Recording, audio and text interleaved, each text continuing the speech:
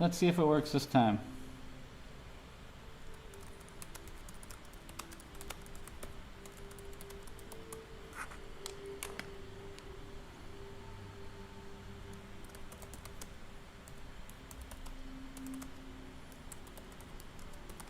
What the heck?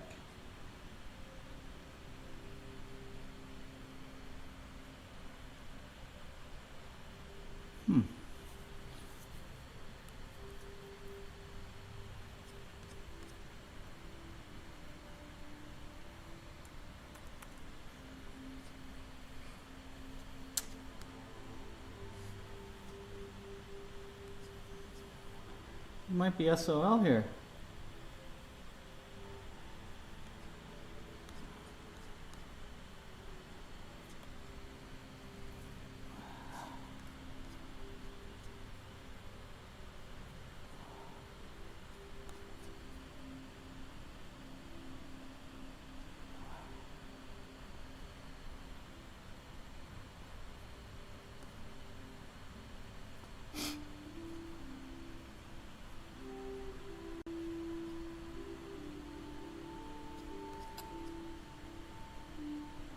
Okay.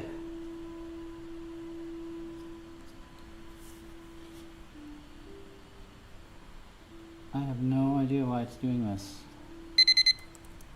Yeah, I gotcha. We're supposed to be streaming right now, but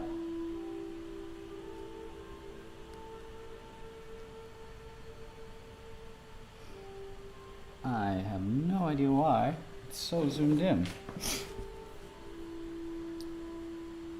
Let's see.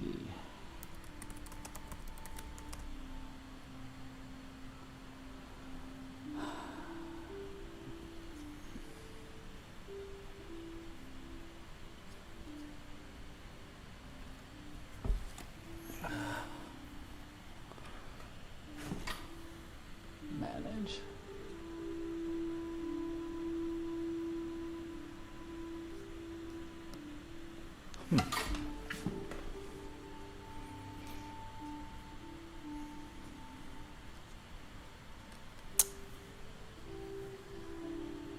Hey Keith, I'm having technical issues.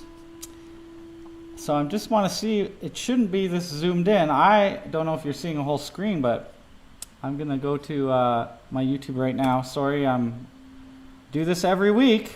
I have no idea why it's not working this week. What? Is that old one?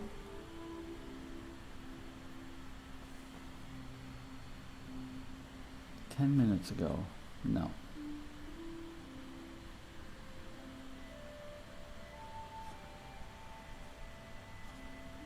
Okay, that's not the one we want.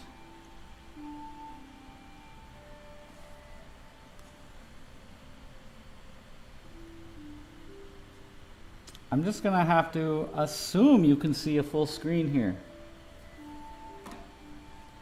Unless, Keith, you have your phone nearby and you can take a picture of what you see. On my screen, all I can see is just this little section here. It's very...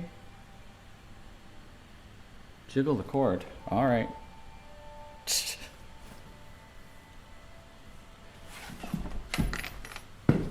This is like my 30+ live stream, and I haven't changed anything. Let's zoom in a little bit. I don't want you just watching the corner. That would be incredibly boring.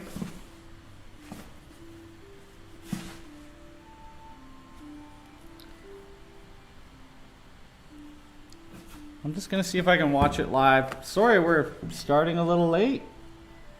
What the frick? There's got to be a setting I'm not aware of here.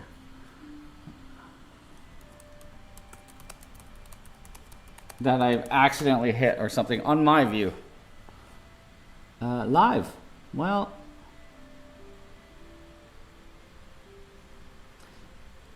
it actually, that's not the one. 2 watching. Okay, well, you know what? It looks like it's fine when I'm watching it. So, let's get the show on the road. I haven't even sharpened my pencils yet, so I'll do that at a break. I was busy fidgeting and figuring out what was wrong. But hey, welcome.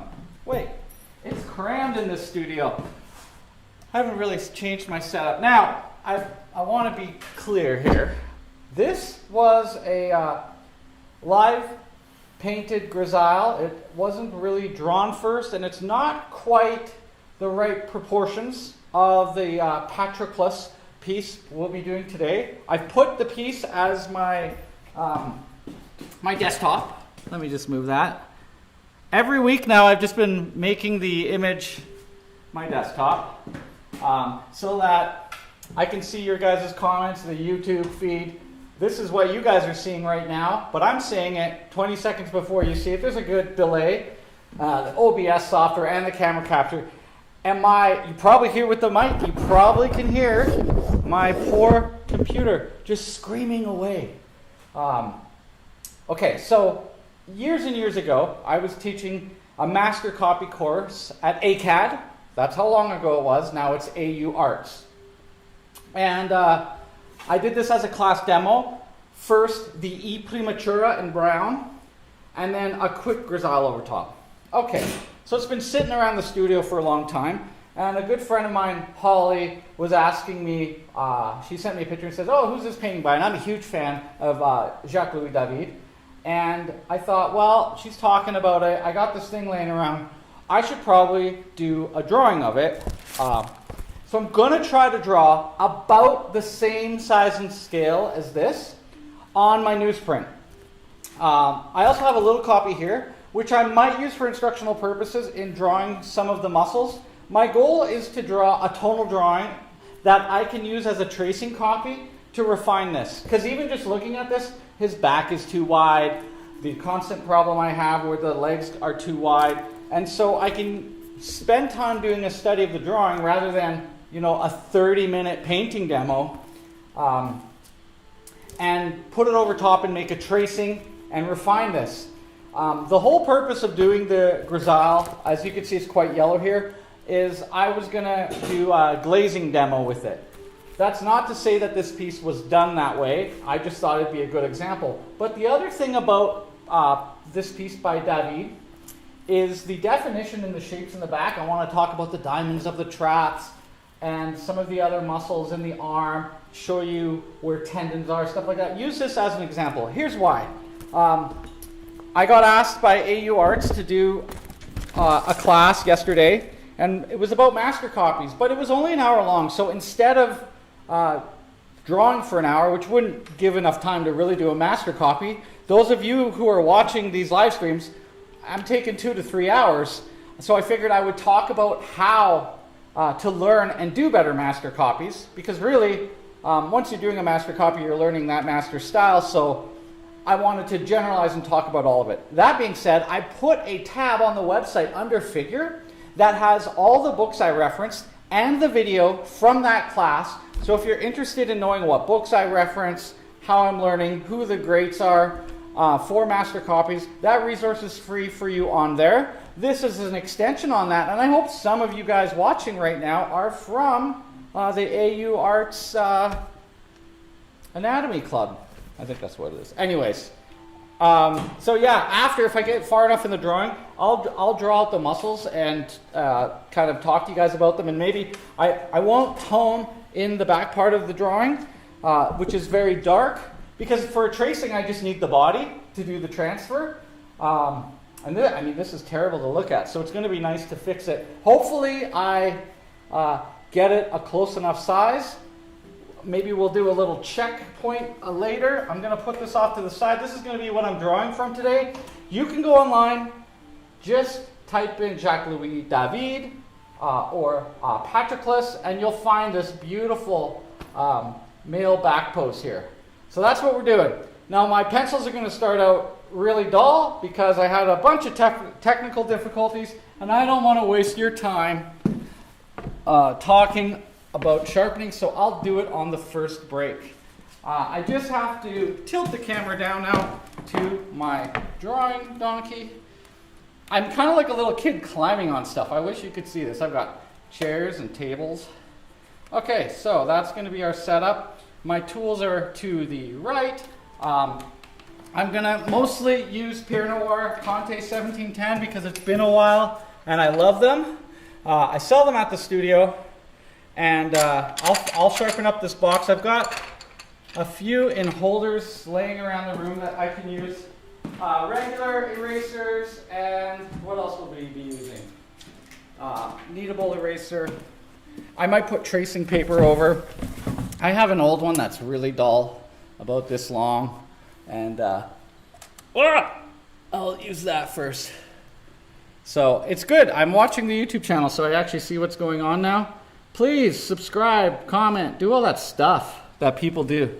Let's get the show on the road. We will be using the Ponte de Moro timing, 25 minutes, because in the beginning we have a novel interest.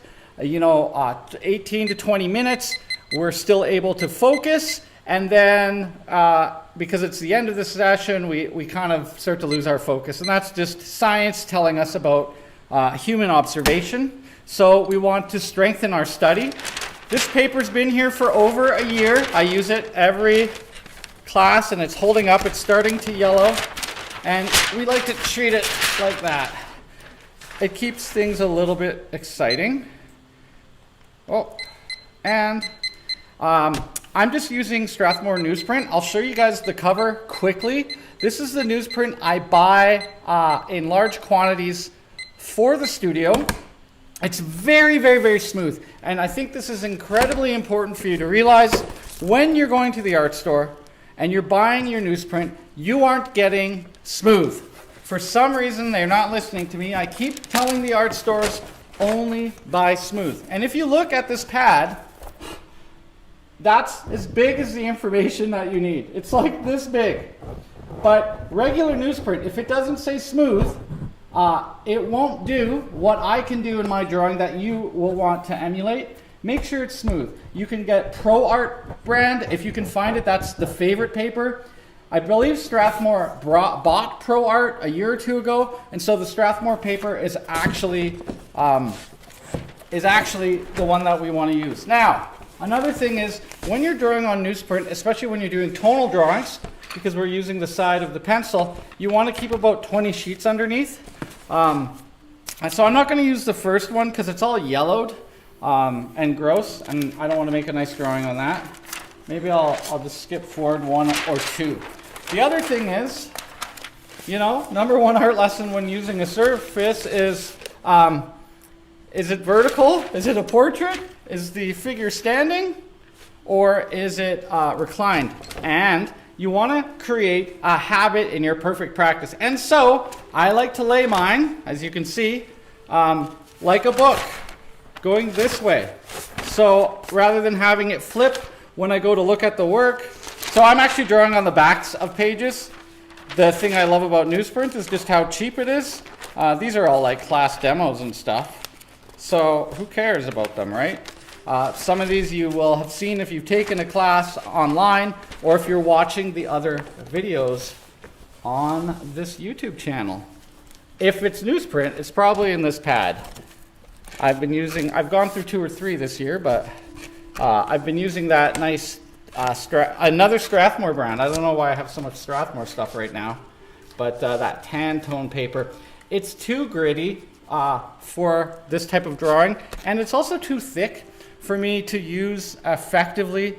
It makes a nice drawing, but it's not going to make a nice page for charcoaling the back and transferring it onto that painting, which most likely I won't be doing today. I'll start because I haven't sharpened. I'm behind. I apologize, guys. I swear it was technical difficulties.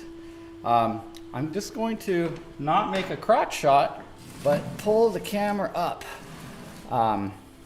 so that when I bring it onto my lap, it looks a little more flat for you guys. Hopefully, it's not too much cut off for you. Okay, so it's going to be sight size. meaning I'm going to try to fit it in here. Although the picture's small, I'll do a little comparative anatomy, and I might just try to, like I can look and the top is about 1 inch away. Hopefully you guys can see that. There's maybe the foot, oh, I can't even see it myself. Foot goes somewhere over here. So I want to like limit myself. And I imagine that crosshair, his upper torso and arms are in the top right quadrant. There's nothing in the top left. This is where I'll do the notes and stuff as I explain the shapes of the muscles if it's not clear on the drawing. His arm goes down somewhere here, maybe. His shoulders here. So I'm doing kind of a classical method. I'm just measuring off. I think the hand will, I don't know, it might go off the page. We'll do head, shoulder. Sorry, YouTube is in the way of my little plan here. So I'm just gonna enlarge in it. Okay. If I measure quarters, his spine is on this side about. So I'm kind of using a center line. His butt is close to the horizon of the hand. So let's just run that straight across. That's all in shadow, but it kind of will give us maybe an indication of the side of the body. Maybe it goes like that. We'll figure out where the butt touches. It does relate to the trap up here somewhere. So, okay.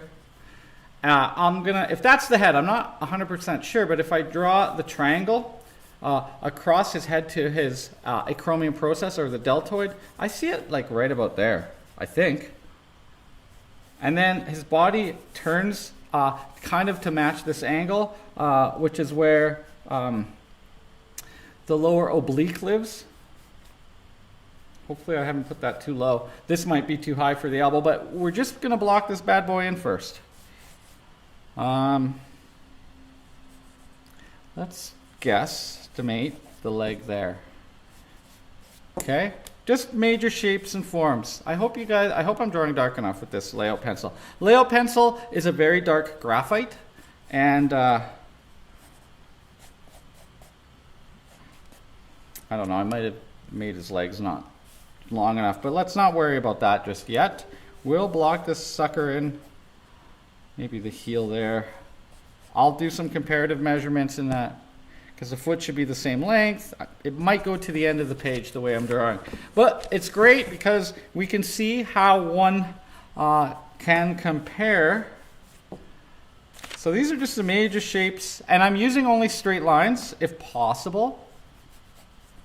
Okay, so that's like a pretty nice one. Maybe I can get the other bit of the arm in. And I'm drawing through, you know, this points up towards the ear.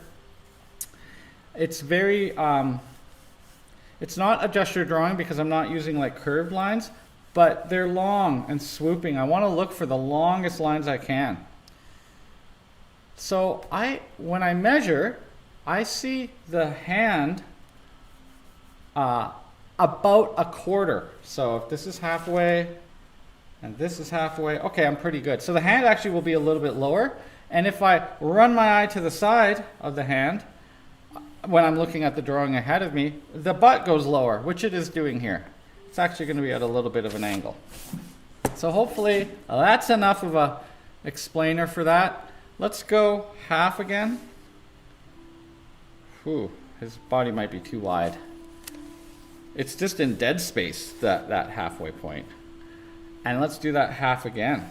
So that's really, that's where I see his spine actually is. So I might trim him down as we go. Okay, so that gives me a good base to work on. And I like to take a little bit of kneadable eraser and make it long and lighten it. Now this isn't great for you guys in video land because it makes you see it a little bit less. But I don't want to have a lot of graphite on here. Graphite is a very slippery surface drawing material. And I just want it because it's very forgiving. If I get something wrong, I can erase it. But I'm going to jump into my darker stuff because I know it helps the video out quite a bit. I won't be checking the chat, guys, until the breaks, most likely. So if you do have questions, please, oh, it says the chat's disconnected. Okay. I guess you can't ask anything.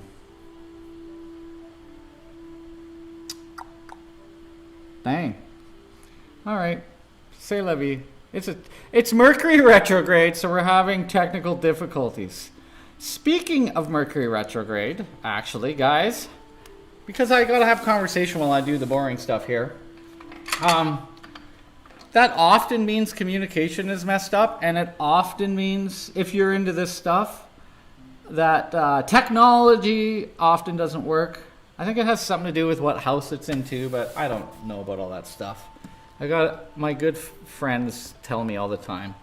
But that could be why I'm having technical difficulties, because I did this yesterday with the exact same setup pretty much, and it was fine.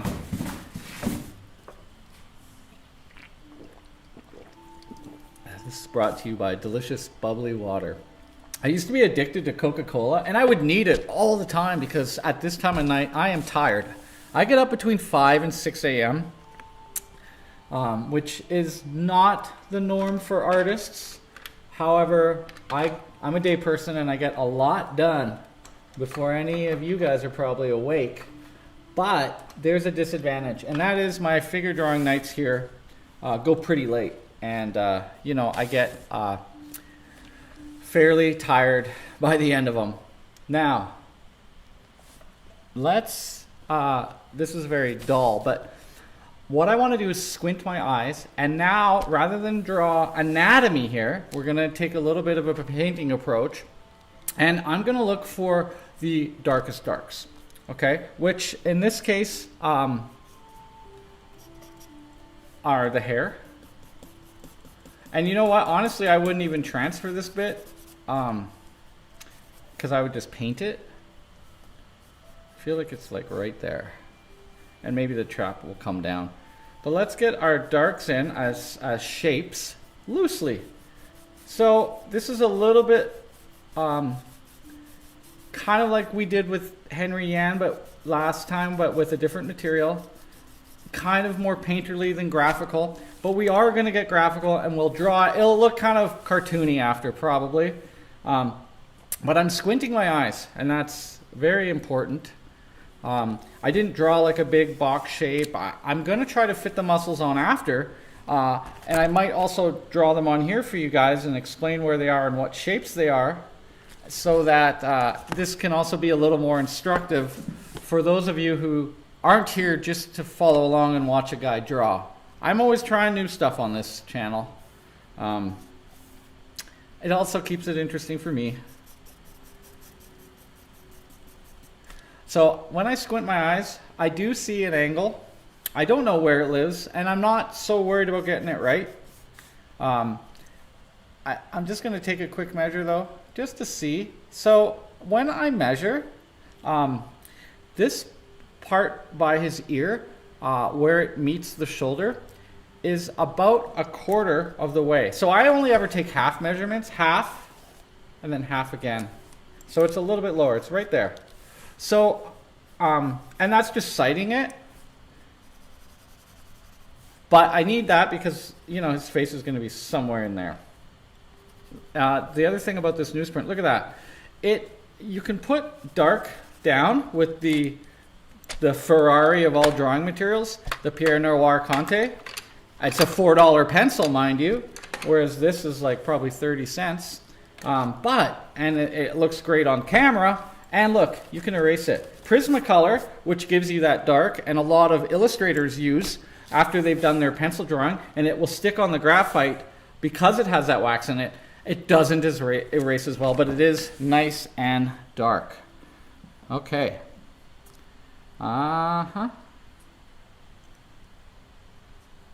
Is this working now? Let's see.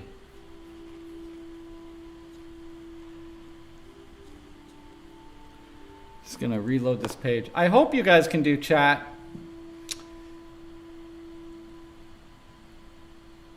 Yeah, I guess it is working.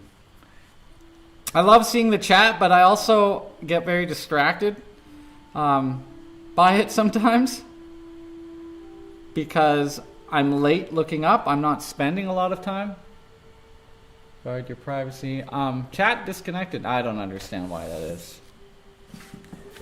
I'm using a lot of computer power. So I also want to take a measure to the side of the shoulder. And like I said, I only do halves. So if I halved it and then halved it, I could half it once more, which would be an eighth, and that would be right about there. Let's see. 1, 2, 3. Yeah, maybe right there. So I had it in the right place.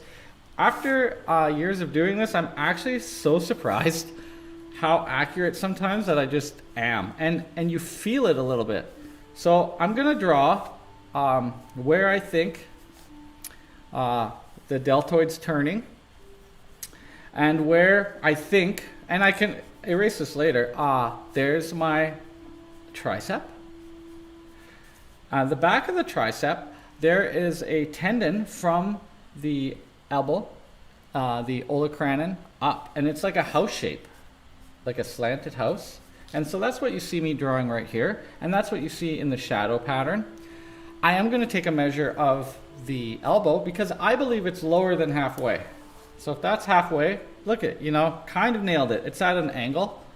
And if you're drawing along with the Patroclus, you can follow where I'm going a little bit. Okay?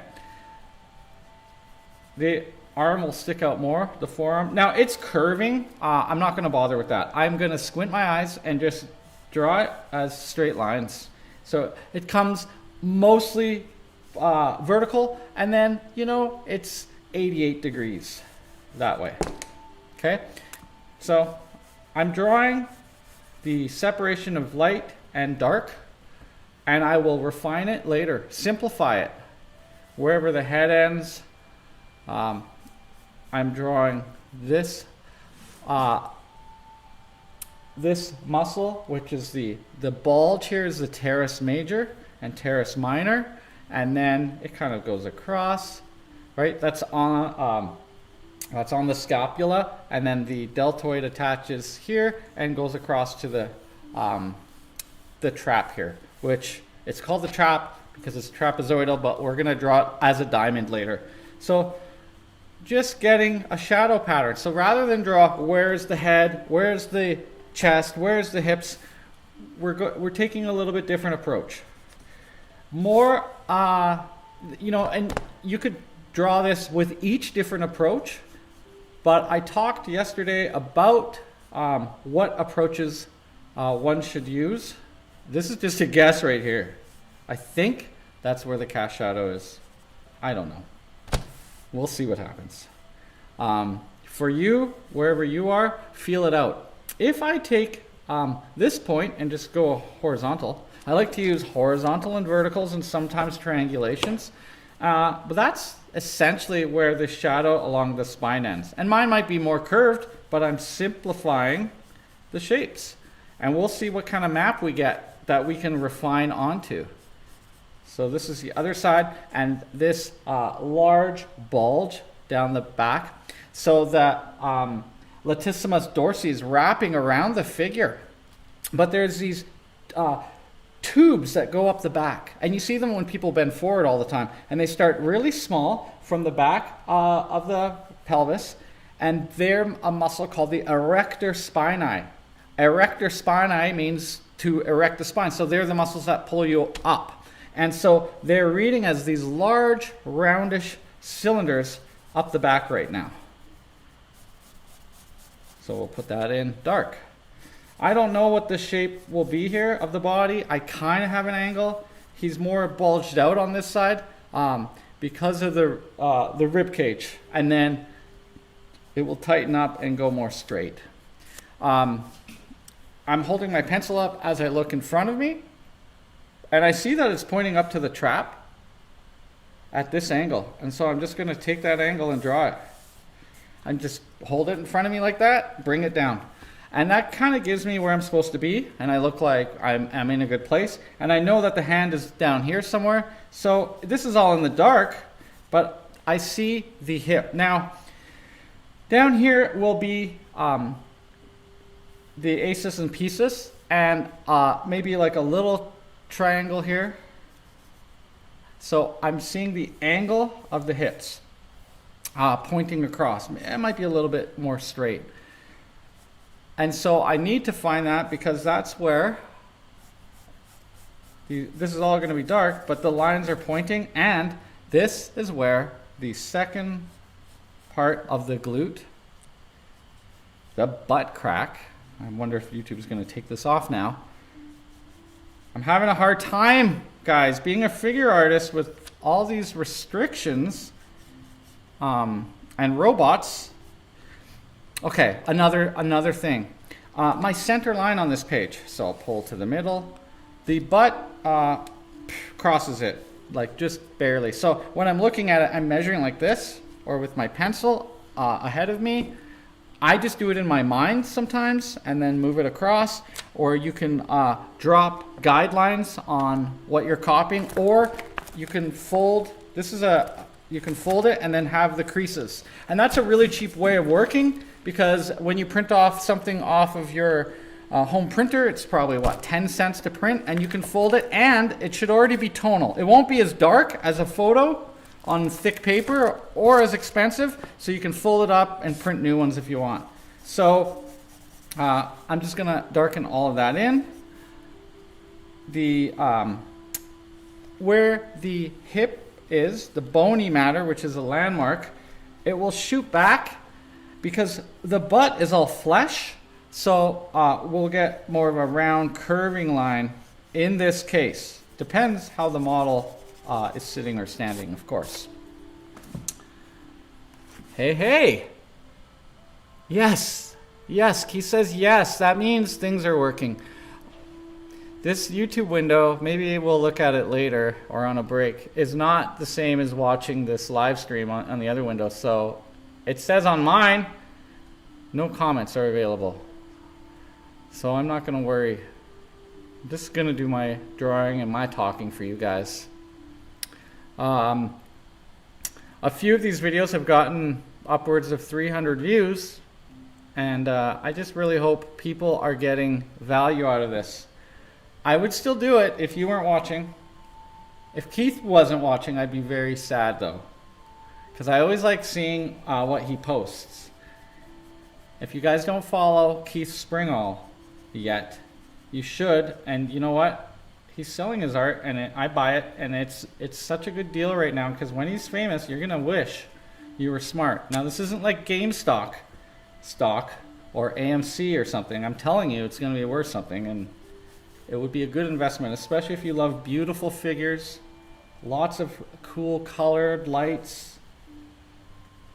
So I drop a plumb in my mind from the elbow, which I established is in a pretty good position, the olecranon or olecranon, and straight down will be the ulna, which is another landmark, right? You need to learn these things. If you haven't memorized them yet, just listening to me will probably start to get these things in your observations, because that's all. Drawing is not so much about the technique, about how I'm holding the pencil. Not really. You'll get there. But you want to start to observe differently. You know, I remember hearing on Reading Rainbow, a show that I watched when I was a kid, hosted by LeVar Burton. And there was a story about Picasso when he was a child, and how he would pick up leaves. And this, by the way, I'm telling you this story. Do not take this as art history truth. That was 30 some odd years ago that I probably watched this. But like Picasso would organize sticks, and it sounds like he had OCD or something. Sticks and leaves by size or color. Because artists, in a way, are organizing what they see, and we see the world a little bit different. And so my point is, in this crazy rant that I'm making right now, is that most of our skill in what we're developing over time is about observation. Scientists also observe, but we as artists are not empirically measuring what we observe, but we are observing and seeing different. You know, a lot of people they look at themselves in the mirror, probably every day. I try not to do that for different reasons. I'd rather not know what's going on. That's the beauty of being a man sometimes, is you don't have to care so much about your looks. I mean, look at this COVID haircut. It's crazy. And I do it myself because it's cheap. And mostly I wear a hat. Okay, let's find, so we've got this side fairly well done. I mean, this isn't the correct placement probably, but I want to build this side of the body now. And another thing is I can find the diagonal of that neck, maybe somewhere like that. I can always trim it in, right? In fact, I like where that is. I'll measure it later. I often use the breaks to check the drawing and measure. Like, that's probably too high. Okay, so I will take a measure. I'm measuring this point to the acromion process, which is where the trap and the deltoid kind of meet, kind of a landmark, which we'll be using, and the vertebrae right there, which I can see in this painting. And I'm going to just take that measurement and move it over. And the reason is because I need to keep somewhat symmetrical here. Because if I already go too far, it'll be hard to bring it back. And I noticed in my painting, I made this side a little too robust. In fact, when I did this painting demo, I was studying Michelangelo, and I've been studying Michelangelo on here, and I will say that the body that I did was a little more filled out and muscular, which is a lot more like Michelangelo. Oh my God. Okay, all right, so we take a break, right? I didn't get as far as I would like. Forgot this side of the arm, but we can see the structure already coming together. Maybe for those who are joining in late, I will tilt back up so you guys can see what I see. So you can see that the YouTube chat's not working as well. So let me just throw up the camera, and then I'm going to sharpen pencils. We will take a full 5 minutes here because Bunny had technical difficulties. I know it's not your fault. Those of you who are watching or listening, let's just move up. Oh yeah, so this guy here is what I'm drawing from. It's a little bit bigger, and I just tiled the background with him. If you're drawing from life, this guy would be 20 feet away from me. I don't know if you have a screen or an iPad or whatever, but still place it in front of you as if you are viewing and practicing toward drawing from life, coming down to the studio and doing this thing properly. Because this is what this is the training. This is not tracing, this is not, I'm training my eyes to look up here, transfer it down here, or to an easel. So we want to maintain that practice. So you can see, sometimes I'm moving it about. I'll go back to my computer. I can make it bigger.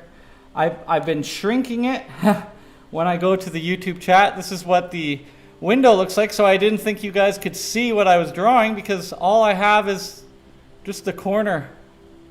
I don't know what's up with the YouTube right now, but I can see up in this window how many people are viewing right now. It says there's 5, or there were 8 playbacks, and Keith is the only one leaving me messages. So if you guys can, just put a little comment in the chat so I know you're there. And if you have questions on future breaks, I'll answer them. Because I will be talking about anatomy and stuff. I'm not looking up at this window too much. I've got better things to do, and that is draw for you. So I will move this over. This is just my camera capture software. It's absolutely crazy how I make this work because I didn't want to spend any money. I already had this microphone. That's not even in the picture. Weird. I already had the microphone and the drawing stuff and a computer, and these are my DSLR cameras.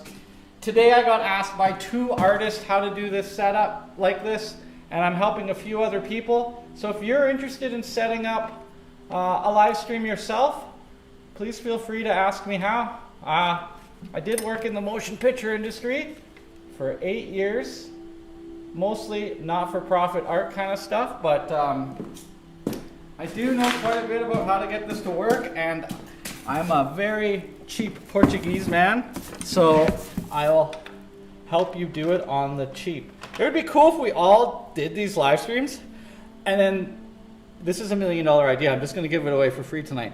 And all the live streams could connect up to Zoom, and we could chat and have live streams together. You can't do that with YouTube, and you also can't shoot the DSLR through Zoom. So if there's any programmers out there who would love to make me a honorary CEO of what will be a $1 billion company, and it wouldn't just be used for arts either. Police cams all together, you know. There'd be a lot of purpose to this. So, segue again. You know what? It's Mercury Retrograde, guys. Whoops, 6 minutes, a little bit longer. And it's my channel, so I can do what I want. So let's have a little fireside chat. My second favorite holiday is coming up.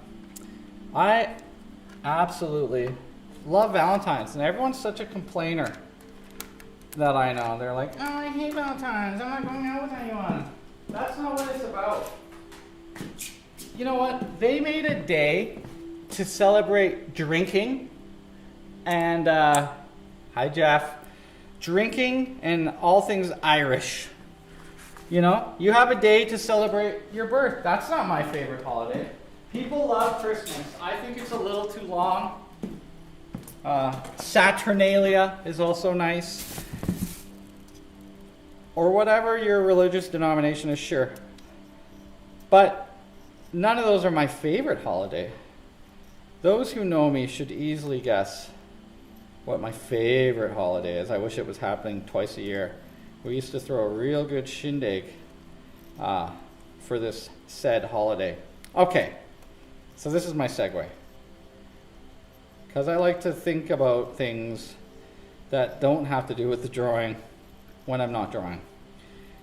And I've been listening to my musical vice. I want you guys to write down your secret musical vice in the comments if you can, or share them with me secretly, because if you are so embarrassed that you listen to New Kids on the Block still, or whatever it might be for you, it's probably bands I've never even heard of. Last night, I was watching James Bond. Worst James Bond intro I've ever heard, and it was by the 80s band Aha. I'm rating them right now. I've got about 8 more Bonds to watch. For years, every year I would watch James Bond, and often in order. I've been falling asleep to every one, so I know how they go, though. I've been watching them since I was a little kid. Back to the musical vice. All day today, it's been Sade in the studio, and I'm singing along. Luckily, no one's walked in on me. This is a private studio, and no one's allowed in the building, so I could have pants off if I really wanted. It is pretty warm in here. You guys might have noticed I wore a thematic sweater today as well. Yeah, Sade is my musical vice. It's my sing in the shower, and my friends make fun of me. There's a song called The Sweetest Taboo, and my best friend always sings it to me, but he talks about my shampoo when he does it. But yeah, I wish I could play it while I was drawing, but copyright strikes would be happening. But I have found that nature sounds are good. We've done that the last few, and right now I have this one called Tibetan Ritual Ambient Music, and I figure, you know, it's got like 20 names in the title, so it's probably not legit. It's probably some dad or uncle who's just like hitting buttons slowly on a Moog synth, and it's not copywritten. So we can have a little bit of sound in the background. For you at home, whether or not you're listening to me, and it doesn't really matter if you are, you can turn the volume down and turn on your own music, which is the beauty of it. Whereas on Zoom, you can play whatever you want and kind of steal it, and you know, open up YouTube videos and share the screen. So I don't know how that copyright's allowed, and on YouTube you can't. So my invention, where you combine YouTube live stream and Zoom all at the same time, It would be cool because I could be like, oh, Keith, I like how you're drawing his arm. Can you zoom in? And then you'd reach over your head and zoom in, and we could all pin your channel and get a little lesson there. Hey, I'm having problems on this foot. Who's doing the foot? I just think it would be really cool. You know, you could go a step further and you could have viewers vote and there'd be prizes, you know. I'm too busy still learning to draw and paint to develop this software. So someone out there who's watching and not drawing, it's your mission to become a billionaire. Please, when you do, buy our art. Support what we're doing, because it's a ridiculous pursuit, the most worthy of doing, in my opinion, but that's because I want to do it. It's also kind of the craziest one. After I sharpen, we got 55 seconds. I'm going to wipe it off. Look how much material comes off on there. Baby wipes are really useful because you get the black hand. I don't draw, I erase with my left hand most of the time. But I also have a spritz bottle and a paper towel. I forgot to bring it over though. My bad.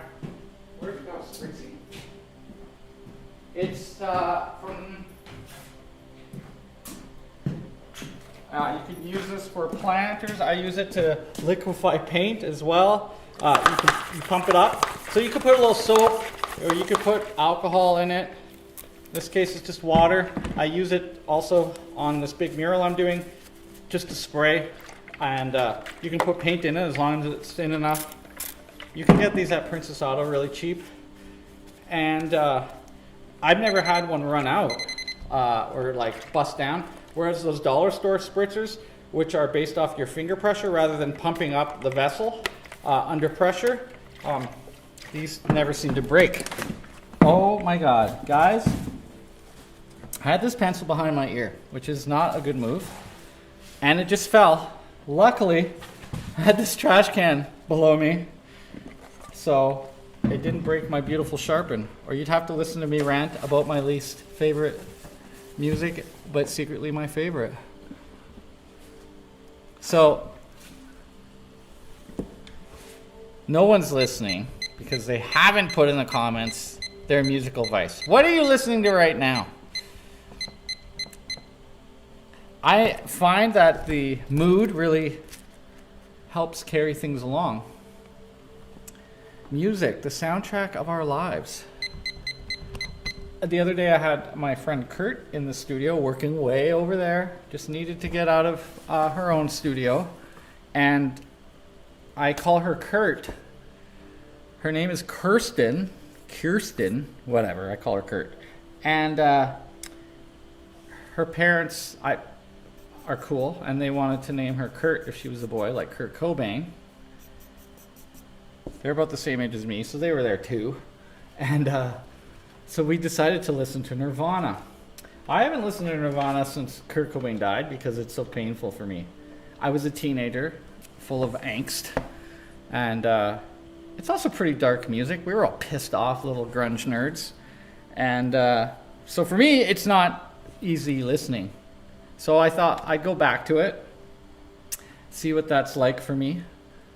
It was kind of entertaining. But what's weird is the thoughts and the people that I remember from that time, they were just coming up left, right, and center. And you need to be careful with that kind of magic, because then people from the past come into your present. And in my case, I don't want that. I don't really want the people from the past, unless they owe me money, to come back into my life. I don't know if that's where the arm is.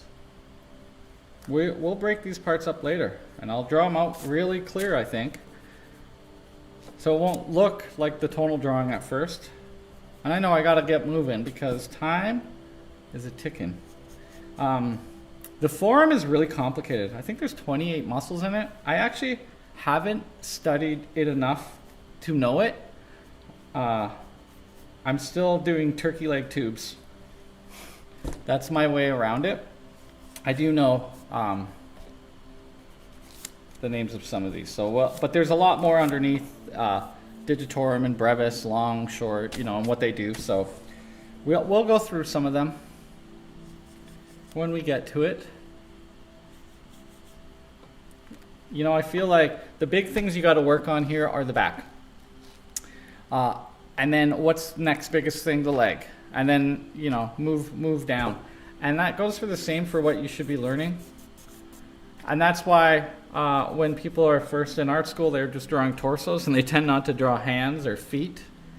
You know, we avoid the hard things. It's like a long taper, wider, thinner, thinner, thinner, thinner, thinner, all the way to the fingers. And here I haven't even put them in. I don't know that I need to. I just need the light and dark shape. That's more of a problem for the painting when I get to it. But what I want to find is where all these muscles are. So let's move back down now that I've talked for far too long again. And go across this leg. Now, this leg slightly tapers up. And I'm not sure that this is where the oblique meets the hip. It's still kind of a guessing game. If I drop the shoulder straight down, it's about there. It might be in a little bit more. And what about straight across? Well, it's somewhere below the elbow. And I might have it too low. I'll take a measure later. But when we lay this over the painting, it's going to be funny. Because I could be drawing way too big or way too small. Even a 10% change is not going to be great. Hopefully, maybe I'll zoom in a little bit more for you guys. And bring it closer to myself. All right, so we're back at it. Channel Batista at the Atelier Artista. So from the hip, if I drew straight across, which would be allowable, the top of the quad will be curved like that. And the knee should be lower than the hip. So maybe about there. I am going to take a measure here, because I know it's going from the shoulder down about, but I want to compare it to something else right now. And that is this height. This height is equal to this length. And I'm there. Because I'm worried that I'm not going to have enough room. Now, I drew this angle quite big. I think when I conceived of it, I was going from the knee to the toe. But the leg itself, if I hold my pencil up in front of me, is actually traveling at this angle. So I have to kind of cut all that out. And so in that video that I was talking about that I did yesterday, that you guys can watch, I talk about the different methods of getting to arriving at the same place artistically. And so I'm using some, I think you want to have all the tools you possibly can. Oh, someone is here. Let me just let this, there we go. I'm letting them in remotely. They can call if they can't get in. Don't worry. That is an appointment. It's a legitimate appointment that was already made. One of the students is coming to pick up their stuff, and they're going to be hanging a show in here. I drew a hard line here because I got distracted. That's not good. I don't want to be doing that just yet. This leg is probably too thick. That's a habit of mine all the time. And so, bad bunny. But we'll see how we do here. I'm going to guess the leg somewhere like here. It might be higher. It looks pretty thick. Let's take a measure. Take a measure from there. Okay, we're okay. We're okay. I like how I'm using the royal we here. I pee with the royal we as well. Yes, I'm doing sober February, so the jokes are going to be a lot worse. Still dad jokes. That's all I know. I'm not even a dad, but maybe that's why I got that from James Bond. Roger Moore as James Bond? No, Timothy Dalton as James Bond? Not good, not funny. You know what I mean? When he delivers the line, you actually think he's so uptight and British that he's really not trying to be funny, and he's not be funny. So there you go. He's very effective. Okay, core. So we're getting that in. I don't know what's going on here yet. Who knows? I might not even get to the feet. It's a time thing. It's a time thing. Oh, you were able to get up. Hey, welcome, welcome. I'm just doing a live stream. Hey, little ones, you guys can come in. Look at this wall. Yeah, you guys can wander around. I'm just going to keep drawing. Aw, little kids have come. That's cool. Hey, Jennifer, there's cookies. Aw, little future artists. Have they had dinner? They did, yeah, on the way. Oh, really? Maybe they want one of those Oreos. Oh, It would be Mom's choice. Okay. yeah. I don't need you complaining that they're running around.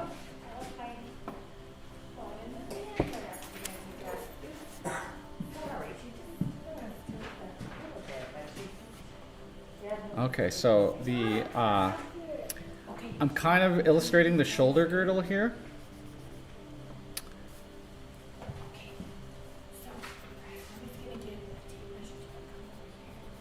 I have a tape measure.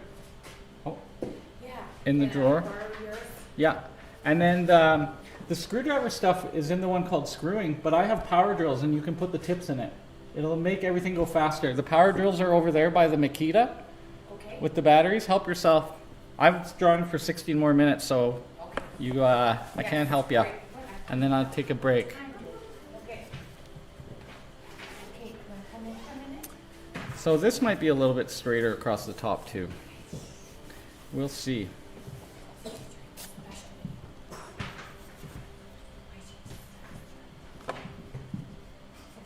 Okay. I remember I measured this out. So I'm going to drop it down and just look. Visually I can use my pencil. So I'm doing this in front of me.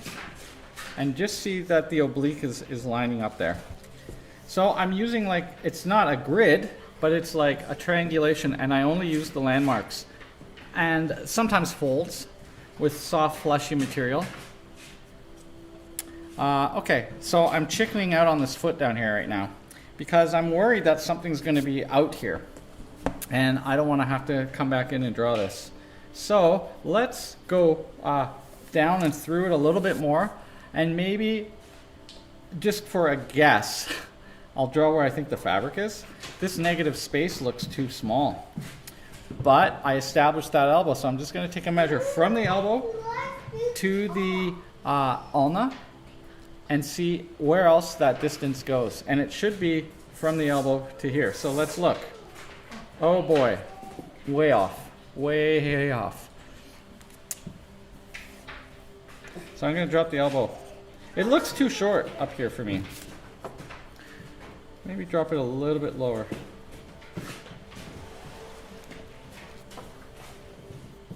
So that's changing it, right? But that's okay because now I have a more solid foundation. So it curves. So I have a feeling my whole hand needs to go up. Like maybe this line here brings the hand up a little bit higher. And I can use things that aren't the body, like this cloth, to define that. This is all a dark value in here. But because we are going to just be focusing on the figure, I'm actually just looking at it to find shapes like this. Maybe another problem is I need to pull the side in. If I drop down from the landmark right there, so the achromium process, which we don't know if it's for sure there. I recall measuring this a little bit, but let's just look at the relationship. If I drop it, the outer side of the rib is in alignment here. So I can shrink this part of the body in a little bit, which will increase my negative space here, which is what I'm after because I want there to be a balance. So sometimes I need to work over here, sometimes I need to jump over here. And that is the way it goes. I taught a drawing class to these little ones, didn't I? Hi. Okay. Let's get that up there. So, yeah, there might be a little bit more lean. The bicep is not hanging down enough, is what I suspect. It should start about here and curve a little bit more.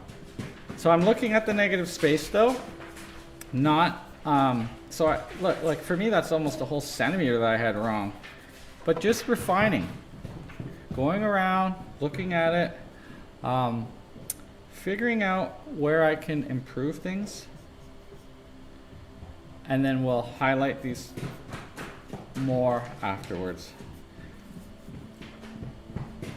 So this might not be the regular approach you take. You might want to draw more structurally at first, and then start putting in your core shadow. But I said I was going to do a tonal drawing sometime, and I got to live up to what I say. I do what I say, and I say what I do, right? Let's make sure we keep our integrity as high as we possibly can with our practice. And come by it honestly. Okay. And so I went over here, and now I'm gonna balance over here. You might not be drawing in the same order.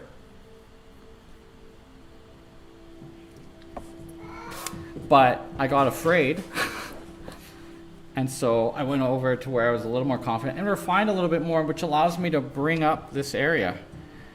If I say the calf is here and I shoot a line at that diagonal, it's actually a little bit more diagonal, I can start blocking in where I think this leg might be. And I had it drawn in a similar place, although the angle is more like this than like this. More like this than like this. Just simplify it. Try to take the curves out of it. We humans are really bad at curves. There's like a symmetrical curve. So a straight line is between 2 points, right? You kind of see this thing in my warm-up. And that's like, okay, it's a boob, it's a hill, it's a butt or whatever. But the truth is on a human, things are not equally spaced and curving so mathematically. In illustration and animation and stuff, we call them Béziers, and so it might be more like this, you know, or this is like you know, more of a slowly turning, right? So we don't want to break them down symmetrically, and so it's not great to guess a curve because curve is made up of many straight lines.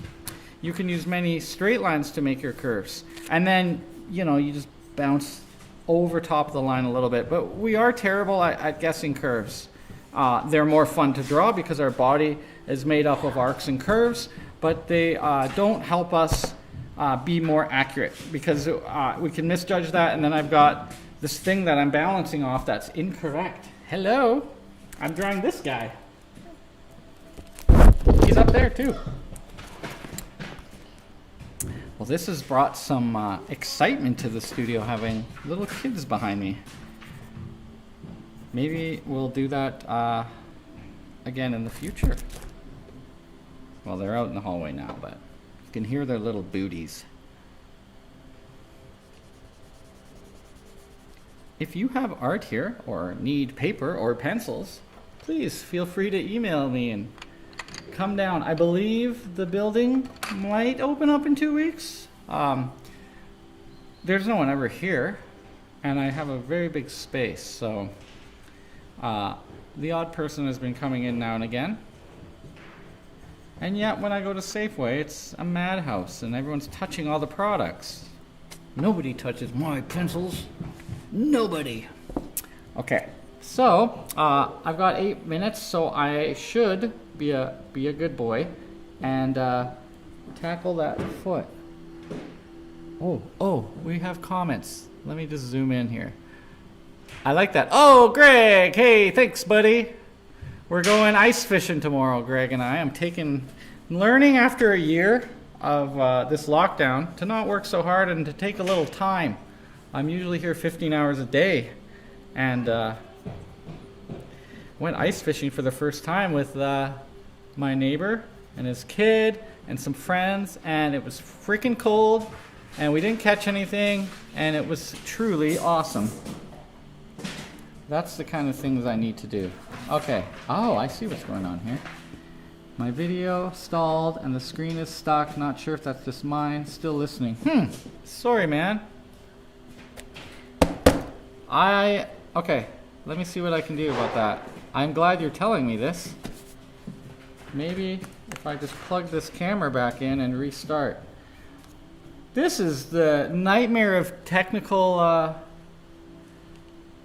stuff going off today. I had it working yesterday. Okay. I'm forcing quitting the camera app. I hope I didn't get too far explaining stuff. I realize now that you guys probably didn't see my wonderful arc example. All right. Why is it not coming back online? Jeez. I'm pausing time. Oh, I think the camera unplugged. Sorry? Oh, no. The whole thing freeze. I think the camera got unplugged. Okay. Sorry. It's fine. Someone told me on the chat. It's just drawing. I'm a non-essential worker. It doesn't matter that I'm here drawing today. Or making art, for that matter. All right, let's try this bad boy, guys. I'm bringing her back. I might have to reteach this. I don't know. Come on, baby. Live video mode. If it can go wrong, it has gone wrong today. Let me just, I don't know where we froze. I apologize. It's just one of those technical days. I refined this arm a lot more, finding and measuring points and working on this negative space once I had put where I think the cloth is. And the reason is I was afraid of going over here. I don't even know if you guys saw me put this leg in, but I was talking about drawing between 2 points. A straight line is very easy. You see, I mean, you guys can practice that. These are in the warm-ups on the Atelier Artista website as well. And we tend to just draw arcs, whatever our wrist can go, which is 50 degrees one way, 20 degrees the other, and they tend to be fairly symmetrical. But in reality, curves are, they have more of an intention. So you'll see here the knee is made up of 4 lines and a little bump over top. Multiple lines to make curves, because humans are bad at judging them. We want to go with our feelings, but then we make some sort of ditch or something. Hopefully I came back, guys. Oh, thanks, guys. You know what? It took 15 minutes to get this to work. Right now when I look at my screen, I don't even know what you guys are seeing, but I was only seeing like this much of the screen. You know, if you're a hippie and you're into all this astrology stuff, then I'm gonna blame Mercury Retrograde. Okay, so I was afraid of doing here, so I refined here, and I kind of jump around to where I want to go. Same for painting. Like I might have to paint a color, and I'm like, you know what? I don't want to look at red today. I'm seeing red as it is every day. So I am thinning down the leg a little bit here as well, and so I am going to be brave and put the other foot in. So it travels at an angle like so. Let me just look. Look at this angle. And so I want to emulate that angle here. Right? There it is. From where I define the knee. And I think it's pretty good. And then I drive that line down. So you saw I had the calf way too thick. It's going to actually arrive somewhere around here. Right? These are comparative measurements. Is this equal to this? Is this equal to this? That way I can draw 40 feet big or 4 inches big. This image that I got when I opened it, it's very small. I got it off Wikipedia. It's probably, if I printed it out at its size, it's probably only 3 by 4 inches.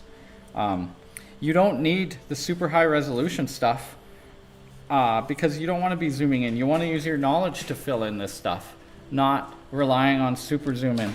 But I did post to Instagram the other day my... There was a story of the girl with the pearl earrings and how Matthias, which is Matthew's house is where it is in Holland, and I went and visited just over a year or so ago to look at it, and man, it's nothing like the reproductions you've seen. And I've had 5 students do a copy of that in my master copies courses, and thank you, Navin. I love your work. Unfortunately, I'm copying someone's work who I love, and it's not my own, but it is work, and it's all learning. Anyhow, they scanned the girl with the pearl earring at super high res, and there was a story posted on it, and you can zoom in further than an eye can see to every crack in the painting, and it really does show the difference between the color that's real, because it's you know, just scanned super high res. You can see little hairs in it, compared to what we see in print and what we have made copies off of. Because when we do master copies, we're not in front of the real thing, although we should be, but that's not always an option. So I'm just taking another measurement, which is from the oblique to the spine. It should equal the spine to the elbow about. So I might be going a little bit wide, or I might have to slide the spine over a little bit more, just to give this side more width, because it's twisted but also kind of foreshortened. So we'll try that. I'm avoiding here again. I do that a lot. Go somewhere else to fix somewhere near. Okay. There is an edge here. See, I'm still avoiding. But let's figure out where this knee turns is where the calf comes. I'm going to take a measure, maybe from the butt. I'm just going to look around from the heel, just looking for places that I can determine where this is. Here's another one.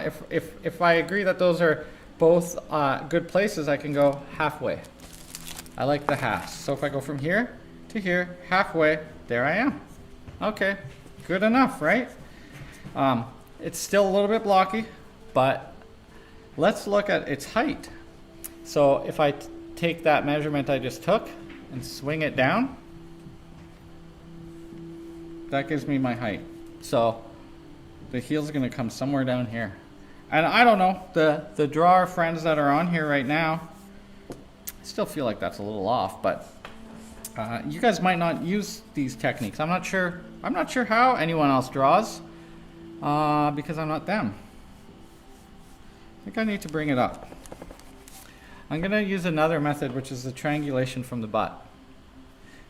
In this piece, if I take the butt, which by the way is connected to the elbow, and go straight across, so I'm drawing a line right here. Sorry, right here. I don't know if that's shiny for you, but I can find, I can arrive about there for the heel. So I do have to move it up a little bit, which is good because I felt like it was wrong. That's a little too high too.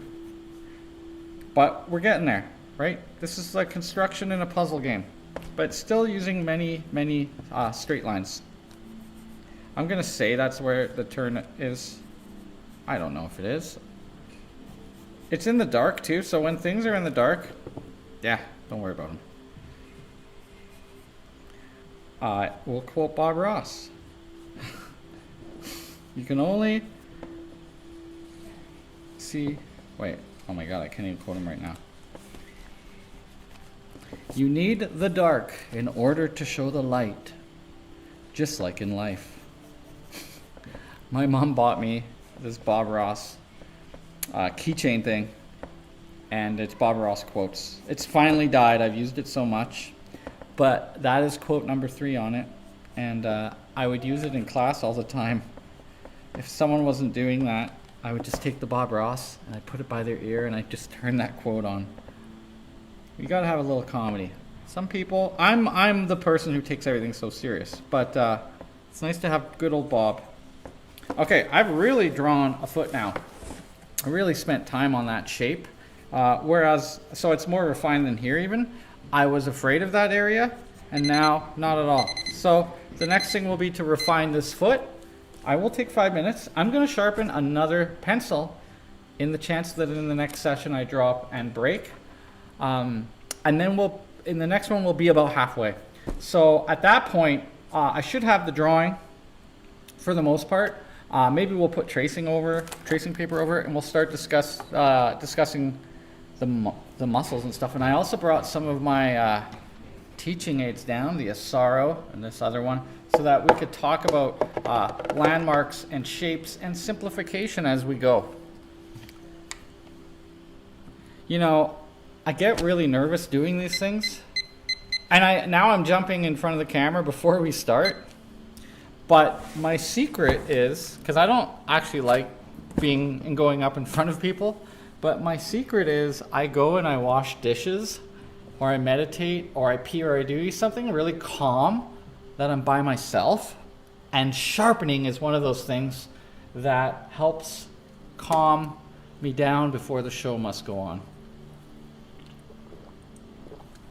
You wouldn't notice by how much I can talk every single week for 3 hours to myself, but it is definitely a skill one must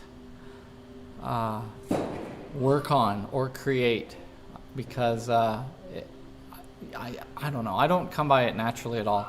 Even teaching, being in front of people, I get nervous, but for some reason this makes me more nervous, and I think because it's recorded and anyone can see it, and you know, I've made a lot of mistakes in my youth and got in trouble for them, and this is like evidence of a bad drawing or something. Oh. Hey Keith, thanks for the text letting me know.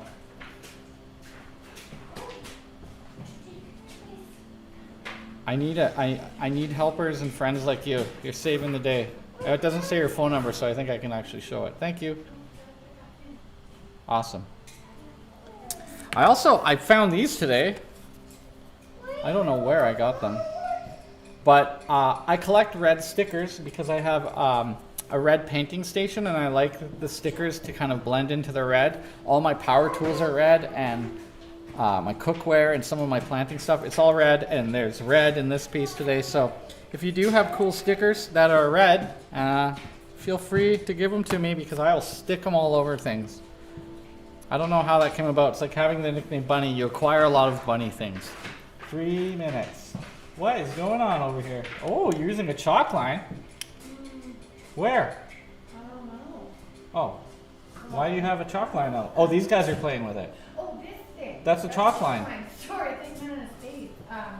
Sorry, I'll go back. What are you making with the chalk line though? Nothing. Oh. No, he just.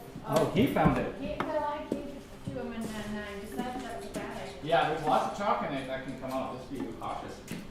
This is chalk. It's a chalk line. I thought So it was if you want to string. line up something on your drawing, see how I have the lines there? You do it on your canvas. That's how builders build buildings. The chalk line. See that up there? That's a chalk line. Here, watch out. I went from corner to corner with chalk, and then that's how I found the center. That's the exact chalk line I used. And it's filled with chalk, and then you just snap it, and the chalk sticks. Because chalk is easy to wipe off. But even when you're building buildings or doing things on concrete, you use one of those. Move back. This is always so much bigger than I realized. It's huge. Not really that age group. Not that age group. Oh, I didn't know I had all this stuff here.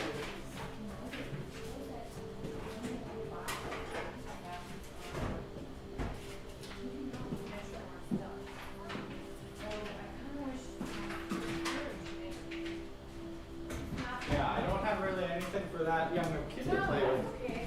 I was just frustrated because my storage unit wasn't open. You couldn't go into the building? No, I don't think so. Because I called, you have to check in with the office, and when I called, the office was shut. And I was like, oh. That's weird. Oh, this is yours, by the way. I think you left it last time. That's yours, No, I right? did. I just thought Okay. you might need them. So you don't need this to hang up anything with D-rings. Yeah. It's good for sculpture, though. Well, can I? And I can. You don't have to wire them at all. Yeah. You just have to have the 2 D-rings on them. I,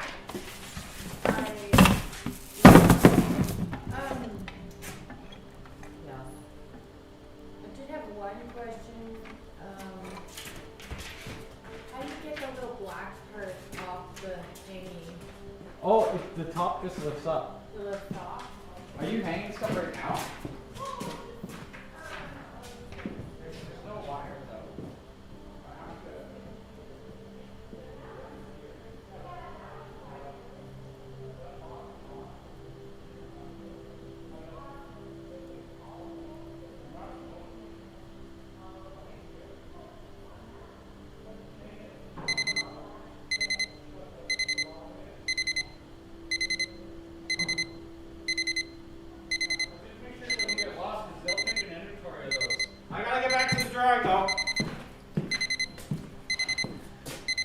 Oh, sorry guys.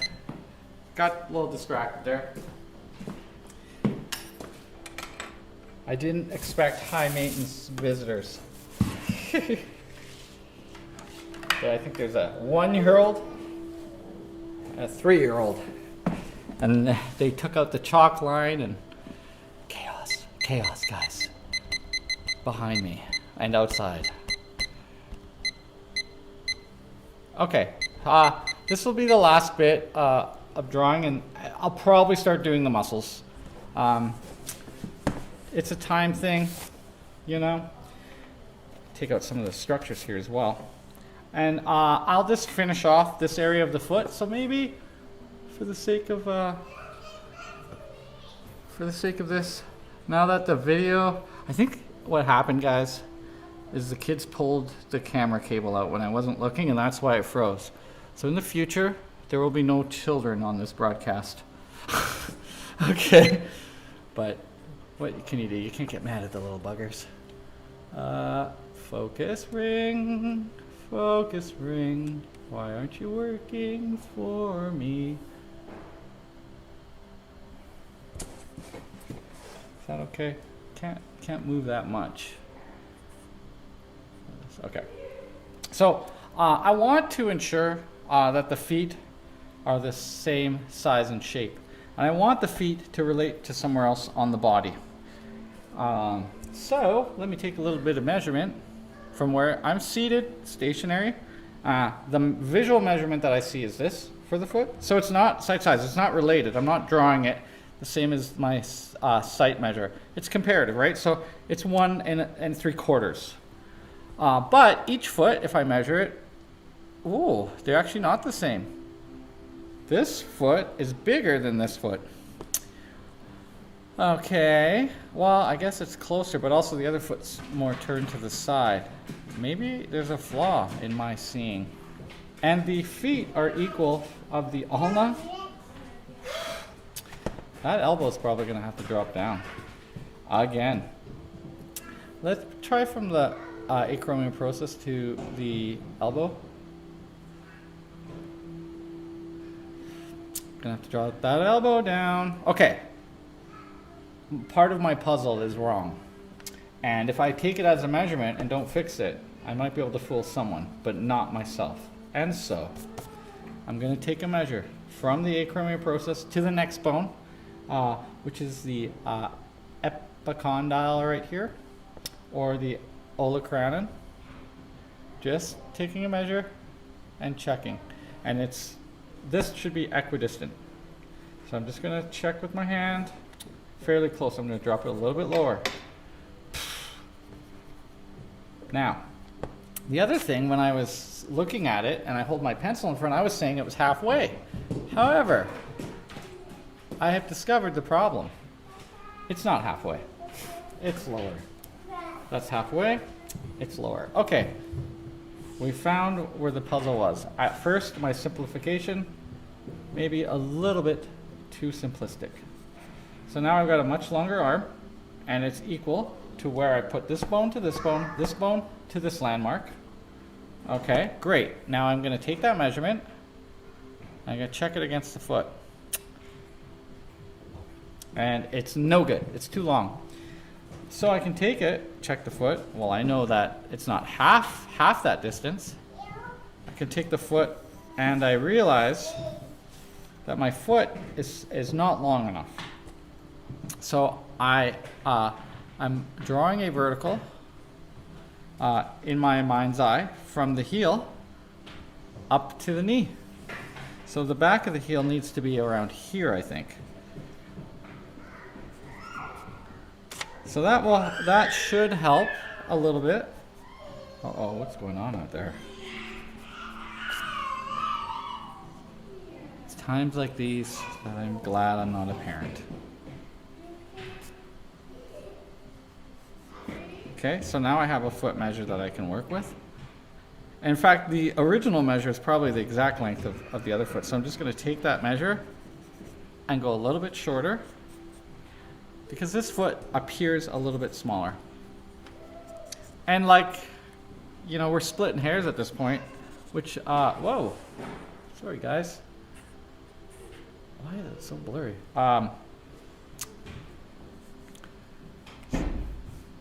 And the heel is below, so it's lower.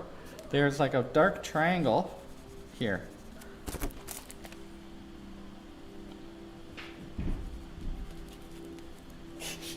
They're locked out now. Nice job, Jennifer. She is one busy lady, that girl. Okay, structure, toes.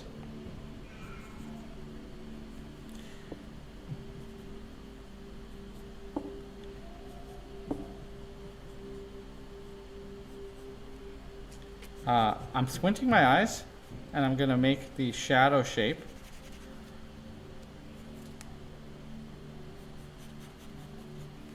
This is even kind of in shadow. And there's the side of the foot, kind of going up in an angle. Top of the foot. It'll be curved later. Ankle. Sure, that's enough. It looks like pickup sticks. That's fine. Okay. Let's go in early. Let's do some muscle stuff. Like I'm not sure if I should draw it on here in a pen. Maybe leave it like that, or just go for it right here. We're assuming it's the right size right now. I can refine it later, but I kind of want to get into these cool shapes of muscles and talk about some of them. Oh, Doug Swinton is texting me right now. So obviously he's not watching because he says, "What's the word on the street?" I'm going to take a little picture for him and show him right now.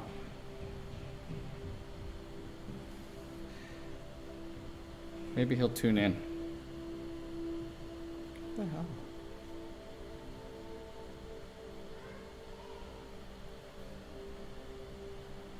It's just one of those days, guys.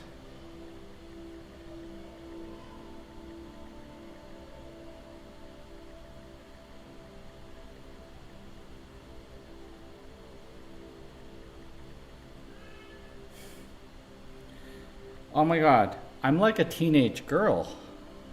What the hell am I doing texting right now? I'm losing focus. I gotta get back to it. All right.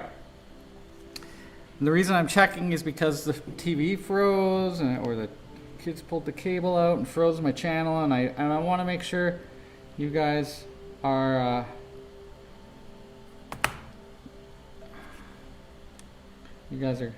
seeing it.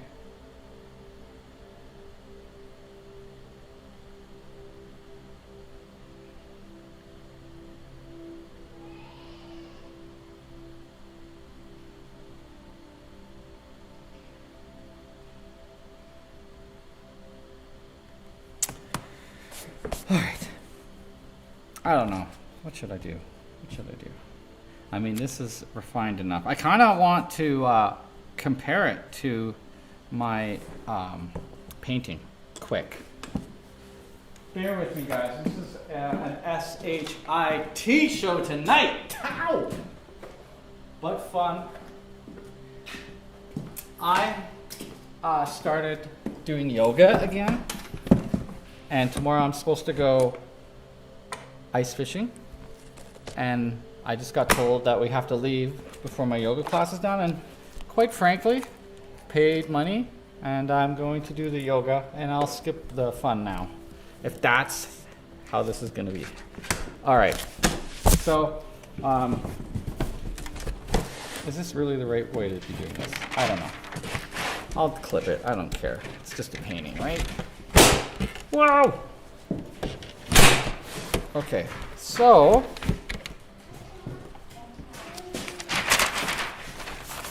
let's just take this drawing. I'm surprised there's nothing on the back of it. Oh, there's no room in here. And just look if I'm close, because maybe I'll refine. Oh, Lord. Maybe I'll refine it later.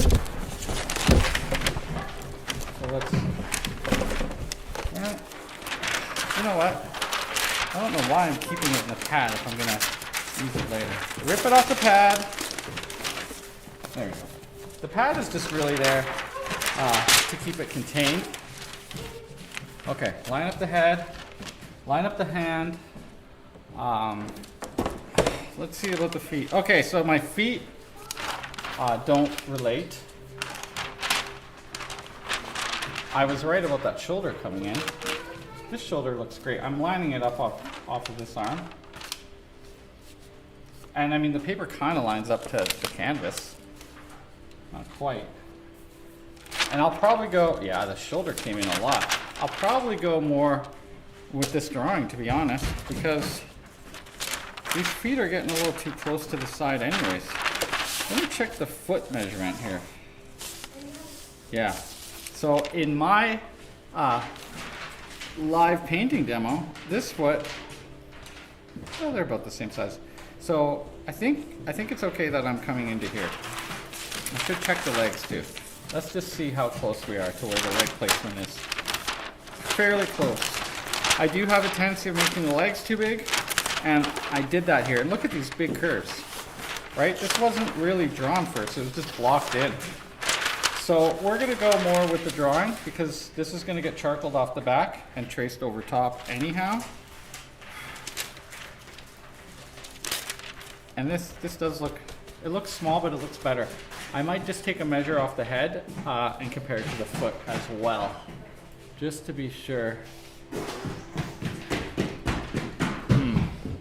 So it should go up to there. So the feet do need to be a little bit bigger in my drawing, but so it's somewhere between this and this. Okay. I don't know if I'll have time to do the trace over. 7:30, yeah, I think I can. So we'll get to the muscles now that we know we're fairly close, and maybe I'm not going to worry as much about the feet in this go. So I'm putting the pad back on so that I have that. Oh Lord! So that I have that padding underneath the drawing. It's a little bit more forgiving. I've mentioned in episodes before, some artists, like one of my favorites, Cesar Santos, he actually has carpet on his studio wall to soften his canvases and material, because he's not working stretched. Okay. Oh God. It's like, I feel frazzled. I feel like I need to meditate right now.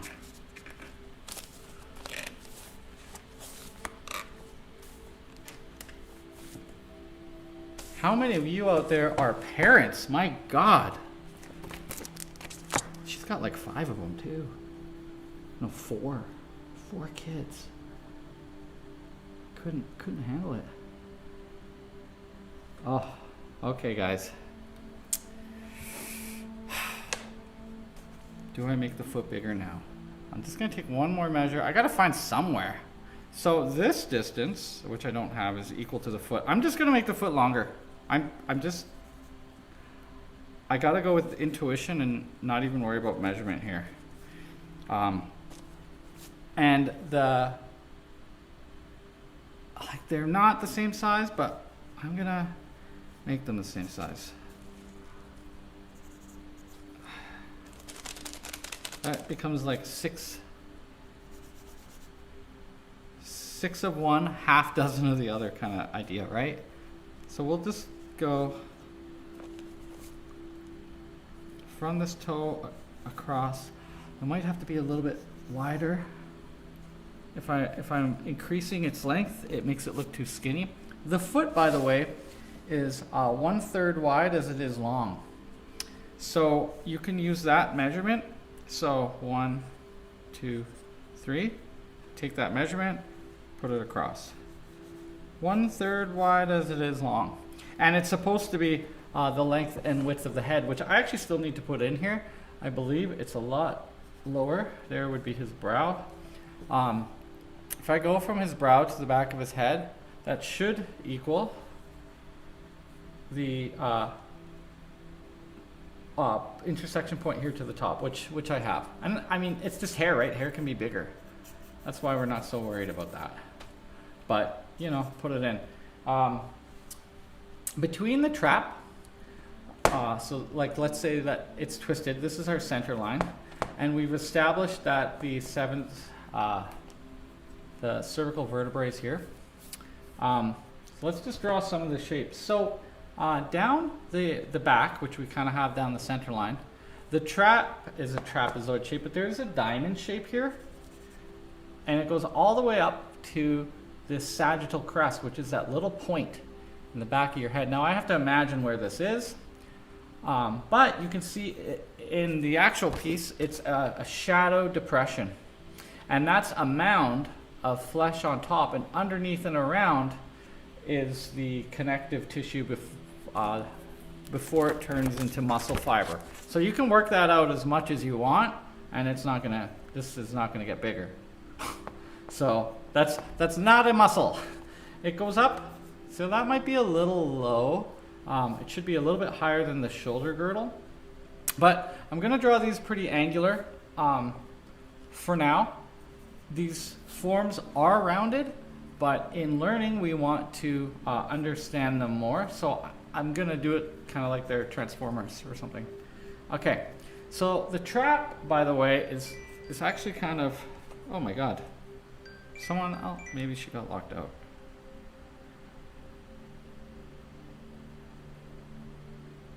Okay. Chaos. Okay, so we'll say that that vertebrae is there. And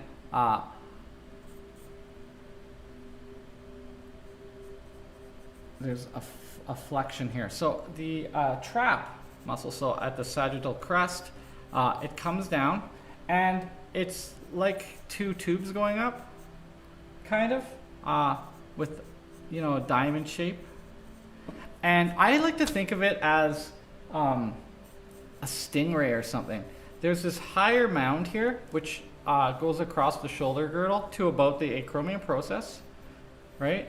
And then it turns and dives down like this. It's actually kind of bulbous right here.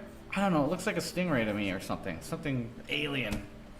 Overall, it's a diamond shape, but you've got to know where these larger mounds are, because there's a flat side to a muscle when it's worked out. And that's where you see the depressions and shapes. And like, for example, going across here, which I'm calling the shoulder girdle, there's actually, underneath, there's the spine, not this spine, but the spine of the scapula, which is where the insertion points and origins of muscles are.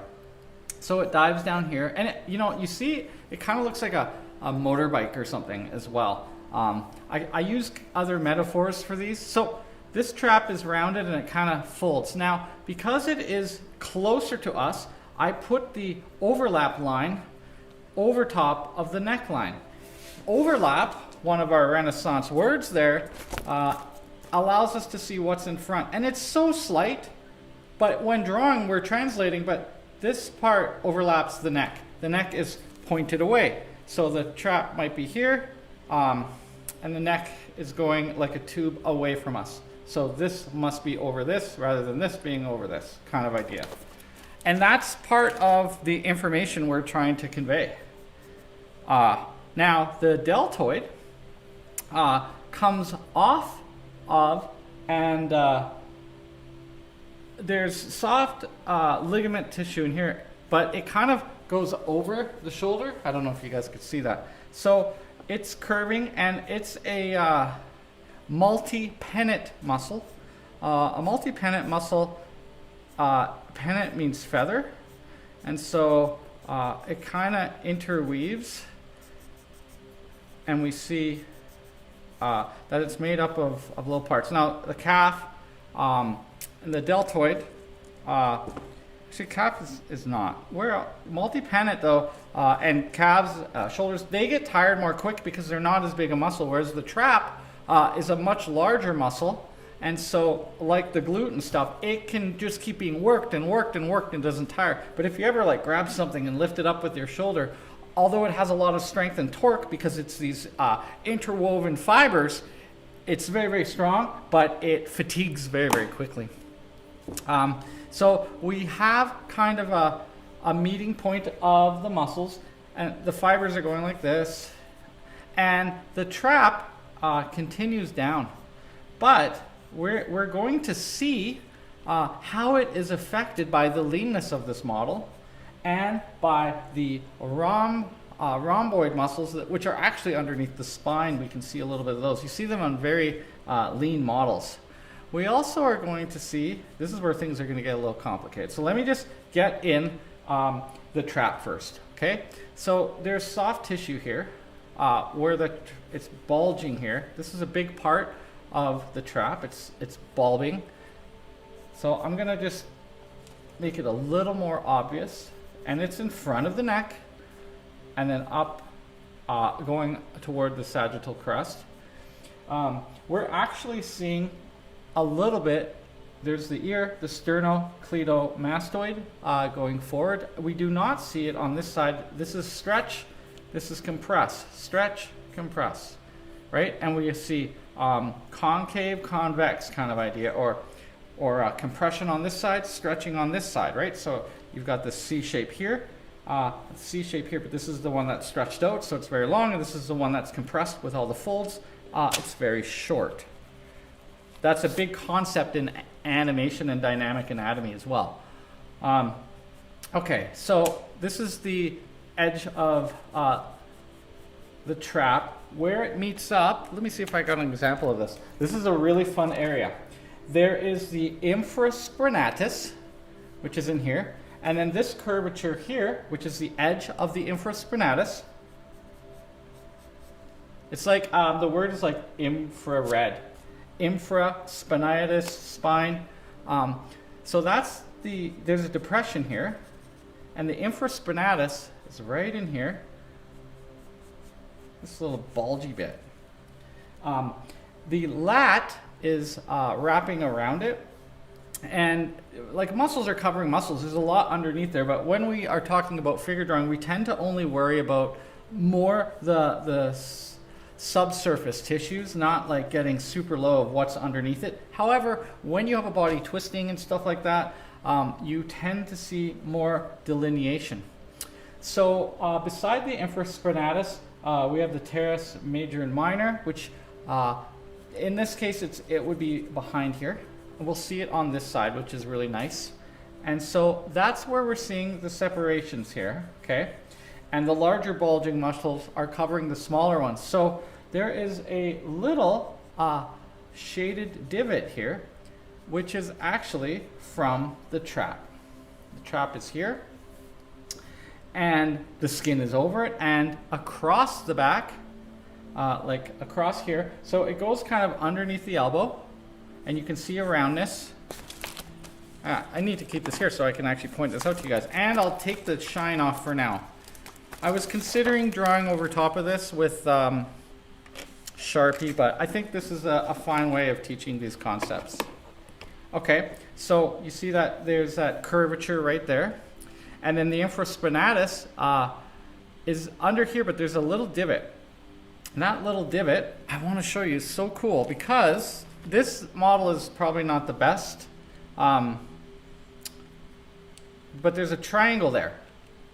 I hope you guys can see that. And that triangle is down by the infraspinatus is here. Teres major and minor are here. It's at the end where the trap is. There's kind of a void. Now, let's look at the John Asaro model. I wondered for so long how to make sense of this model here. But what he's saying here is the trap. The trap goes here. And this divot here is the infraspinatus. This is that triangle. It's not exactly in the right place.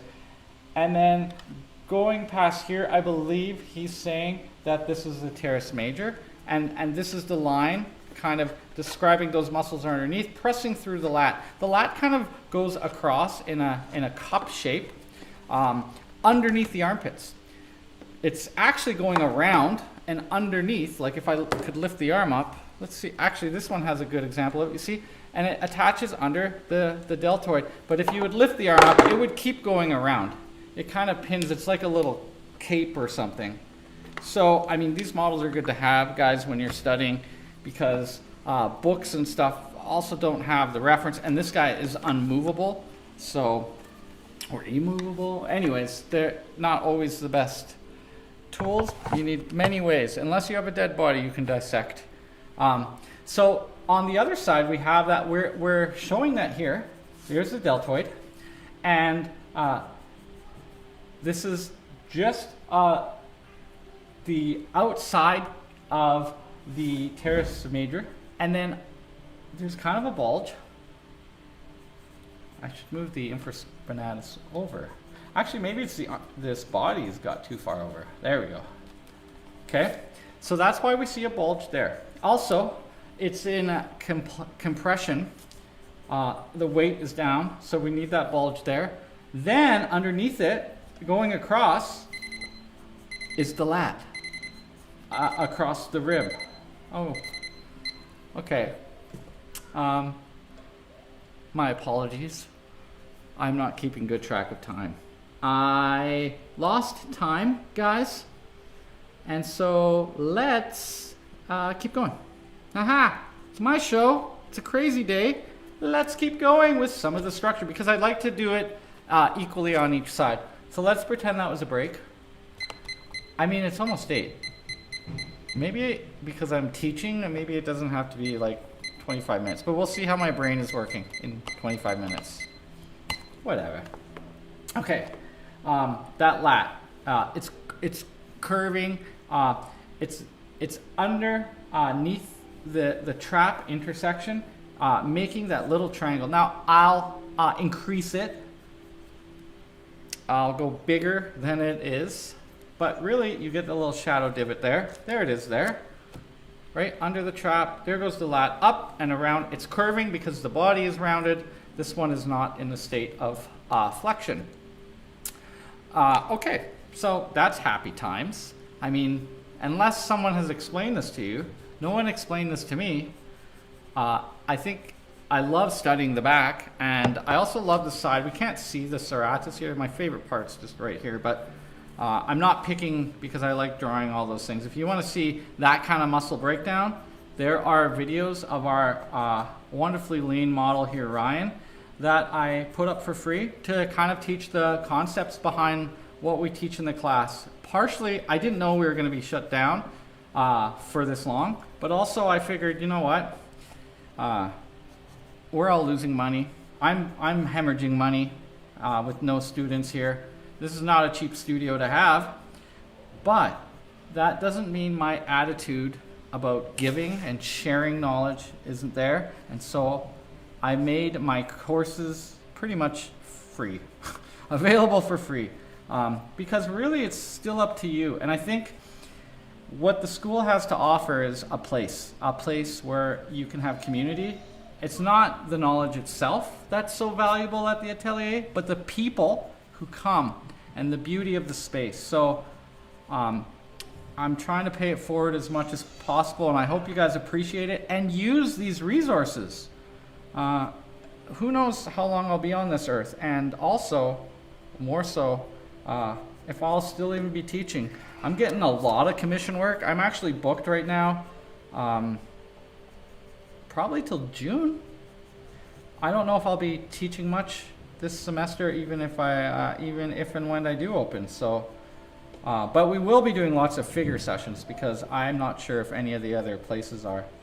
I'll talk to Mr. Swinton about that later. Hopefully he's figured out where my channel is and is watching this right now. All right, so I worked the edge quite a bit there, but that's because I want to show you the turning of the muscles. So the upper oblique externus is on this side. If I was to draw, like the lat hugs around the body, and so that's why you see this fold. There is a fold here as well. How can I explain this? Okay, so let's just go from the spine a little bit. We have the Erector Spinae. I have to build back up to it here, I think, guys. Okay, the Erector Spinae, it's underneath the lat. So in your books and stuff that you're studying from, you're not going to see that, which is a huge issue. If you don't understand and you only see the surface muscles, you don't know what's affecting it. And there's these two big tubes of different size. There are actually 3 muscles of the Erector Spinae, and that's the curvature we're seeing and the shadow shape we're seeing here.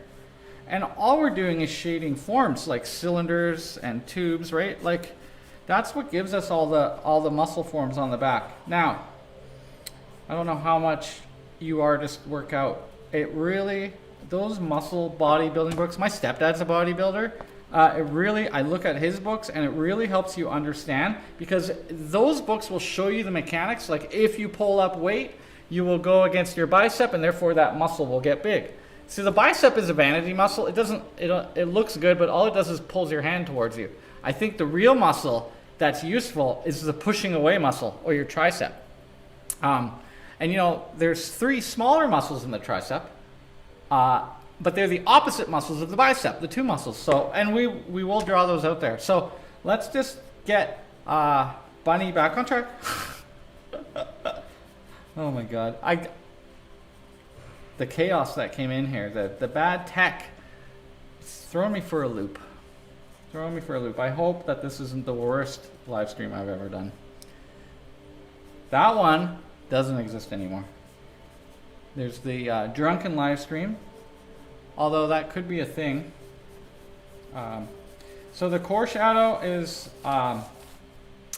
what I'm drawing here. The core shadow is darker than the other part of the tone, and by darkening your core shadow, you make your reflected lights look brighter. All right. This might have to become a tracing in the future. Hard edge, so I'm using the tip. I guess I'm doing this arm. There's no rhyme or reason what I'm going for here. But back here, let's do it. Let's look at the back of the arm. The back of this arm, this is the tricep splits, and we're actually seeing the shadow split along the tricep. And I had made mention, so muscles go, there's 5 or 6 types of muscles, but they kind of go from the belly of the muscle, which would, you know, if I was coloring it, I'd make it red, or if you've seen my Bridgman studies, I make them red. And then that protein changes into the tendon. And here, there's ligament and tendon, or softer tissue from the elbow up that I said looks like a house. And so that's attaching to at the back. And that's where you hit your funny bone. And so we need to follow that line down. It's kind of flat there too, which is nice because you kind of get a straight line. And then there's a little bit of an indication of the side and kind of flex point of the muscle. Okay, fantastic. Let's, so one is the long head, this is the lateral head. Just checking my, I'm gonna zoom in, I think. There we go. I hope that looks better for you guys. Okay, as we're moving down, this side is the bicep, but the way that the arm is, the side of the arm is coming in front. So I'm increasing, and that's kind of where the shadow travels from. It's curving along the form. So around the tricep, and the cast shadow, or this hard edge, from the body describes the form in which it's falling on. So this form looks like this, kind of. If I was to put, like, it goes from curved to flat. And to show the curving of the bicep, which connects in front of this part of the arm, but you can't see that because of overlap. Okay. So I can't really show that part of the forearm, but I can show this. Okay, so as we move down, I'm gonna put the back of the elbow, and I'm gonna kind of draw it like a kneecap. Not a straight bone or a circle or something. It's like sometimes in books you'll see like a little circle going there. The side of the bone is the shadow right here. So it's actually the humerus is there, and this is the epicondyle of the humerus. So you know that bone is on the inside, but the outside of the bone comes out right there. Okay, so that's not this bone. The olecranon, the elbow bone, is attached to the ulna, and then the radius curves over it. So this bone is attached to this bone inside. This bone is attached to this bone. And the attachment, so those are landmarks, but the attachment points are just on the inside. So we see one there, and there's ligament and tendon there. And then there is a big split. And this is one of your, we're seeing the back of it. So there should be this one, I think it's called longus digitorum actually. I can't remember the names of the forearms, but I can see them where they are. There's a little bit more of a muscle here. Like I said, there's like 28 of these buggers. I haven't studied them a lot, but I can see the forms clearly. If oh wait, I got this, right? I can see the delineation on this sculpture, right? I don't need to know the names of them. Let's see. So, it's not the best example. I mean, that's too simplified. Anyhow, that's just splitting hairs at this point. Anyways, just look for the separation of light and dark. If you want me to look up the names, I can, but it doesn't matter to me as a drawer yet. I'll get them later. I know the front ones, but these are the back and it's twisting, so. The deltoid's coming over, capping over, and going underneath the armpit here. So this bulge, we really want to, maybe we'll enhance it. And it kind of curves up, and this is the spine of the scapula here. So our deltoid is here. Maybe I show the muscles, the pennant muscles going across this way. And these muscles, it's being pressed out by the scapula because it's being stretched this way, but those fibers would be going this way, and this way. Woo! There's actually, you can't see it, but there'd be a little gap in there. We'll just put those across. Anyways, kind of gives you the idea. The obliques are in two. There's the large head of the oblique, and so they're both the oblique externus, and then the small one. So this is where your love handles are. So it's going to coast in this way. Okay. What are these kids? They're smacking my door. Okay. That back to the erector spinae down here. That's that round shape. And looking at my drawing and looking at the model, I have to bring it lower than this hip. So I'm just going to erase out a little bit. Man, this is a good exercise. I realize where I'm rusty in my anatomy right now. So let's bring that in. This side here, where I'm showing it rather thick, is the side wall of the trap going over, and the lat is coming underneath it. So I do want to show some thickness to this, if I can, right? And then the spine. Now that is, the trap goes up to here, and there's connective tissue under here, but it's being pulled so tight that it's over the muscles, which are lower underneath. And I don't know if that's on here. It's not. But you see here is a flat. This is, oh my God. Not epicondyle. Aponeurosis. Sorry. It's been a while since I taught the terminology. This ligament material, which is quite thin, is called the aponeurosis, and you can see the erector spinae underneath it because it gets stretched across. It's just like people think the abdominals is just one muscle, but it's one muscle going this way, one muscle going that way, and muscles going contrapose. So there's actually 4 muscles and they're layered, but we only kind of see the top one.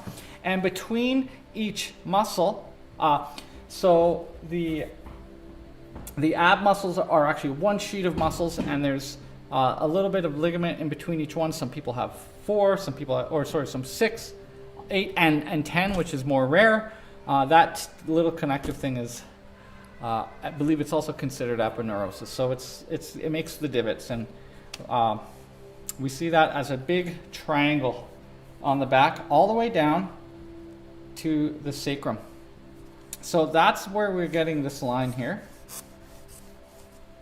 And now we're going to see some big leg muscles. So I've shaded in. It's dark, but there's reflected light. So this line here can be related to this. Now this, by the way, is actually the bottom of the oblique. So this one is bulged and small, but this one is stretched out.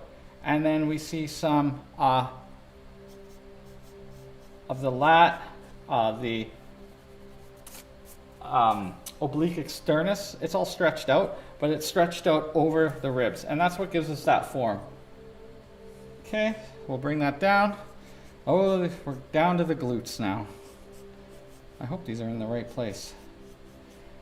The Gluteus Maximus has a split across to the Gluteus Medius. And okay, there it goes. It's really strange to see this not standing, because I'm used to seeing the split go this way.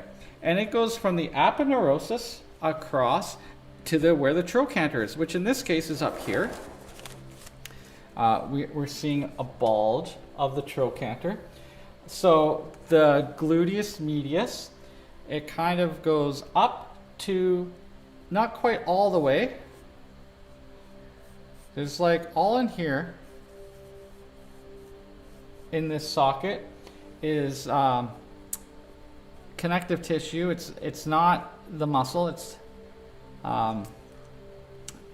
there's a bunch of overlapping ones. So we see lines sometimes. We'll see a little bulge there, and it flattens out. Now this is one of our landmarks. So we can grow from there. All these muscles coming this way.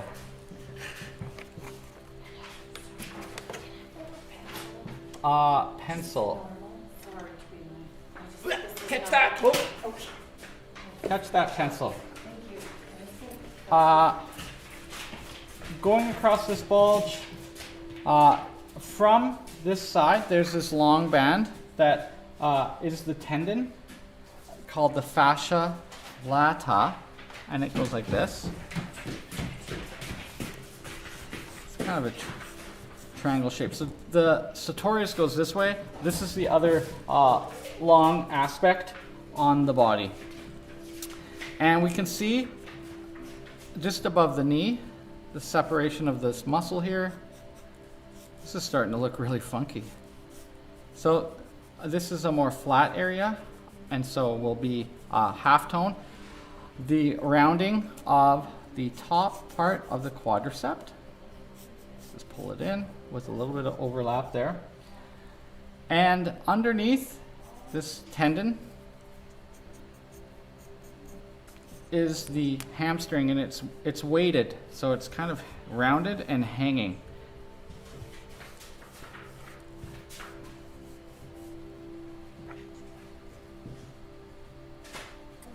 So, like the arm, like this would be the forearm. This is, instead of a tricep, we have a quadricep. And on this side, which would be like your arm bicep, the hamstring is the hey, how's it going? So bicep femoris, long and short head. These guys are curious. Okay, so there's our separations. But we're only looking for form, so we don't need to worry about the long and short head. We're just looking for where the shadows go and the halftones. That's not the way of the muscle fiber, by the way. It goes this way. I'm going cross contour. And it's rounded and more flat here as well. Flat. Do you like drawing? Are you out there making art?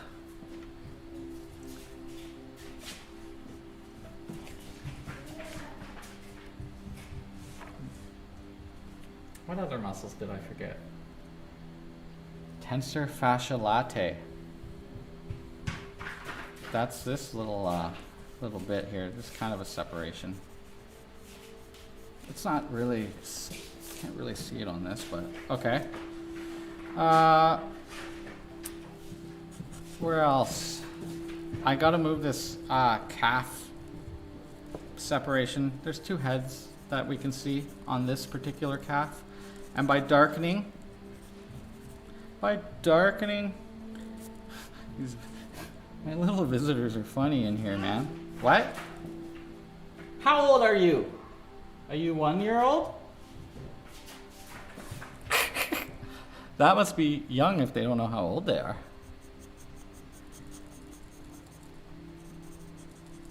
Keeps things interesting. Okay.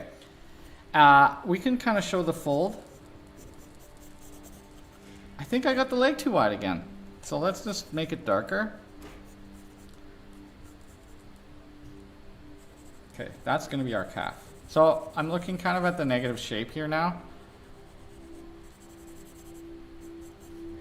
The cast shadow along the front of the shin bone. It's flat. And then there's no muscle there. We'll start to see the curve.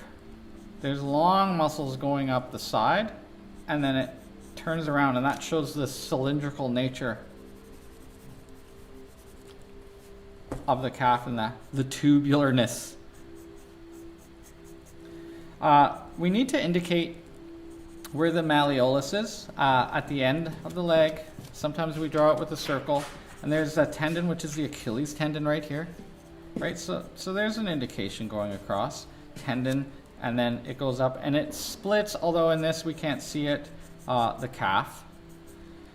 There's like bottom of the heel, some folds.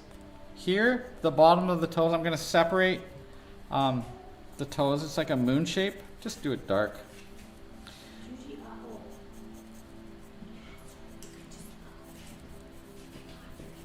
Okay, so we have the other side of the ankle.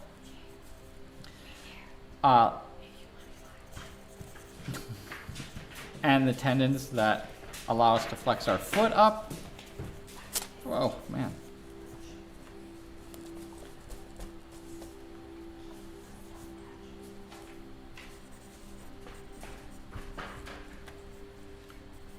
So we've got to show an indication of that.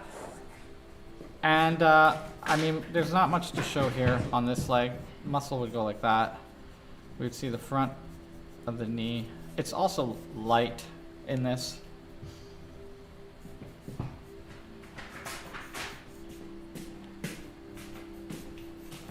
I'll just put some direction lines on some of these. Looks funny when you do that.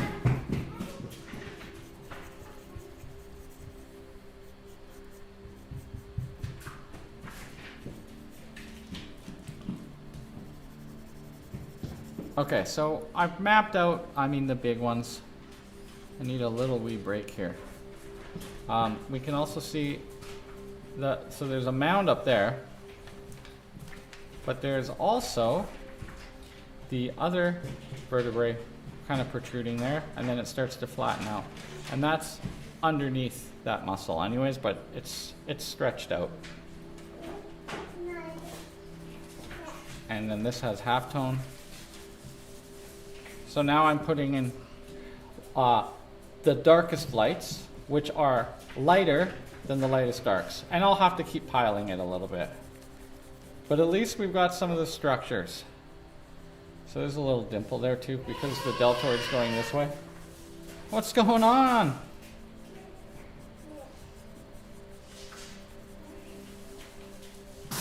It's only 8:10. Okay. Let me get in this face a little bit more too. The hair is coming across and kind of getting wavy. Just have a little fun here right now.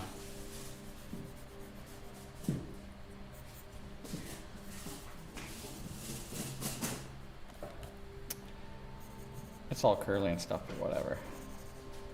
Maybe I'll take a little wee break. I need to drink some water. I'm losing my voice right now.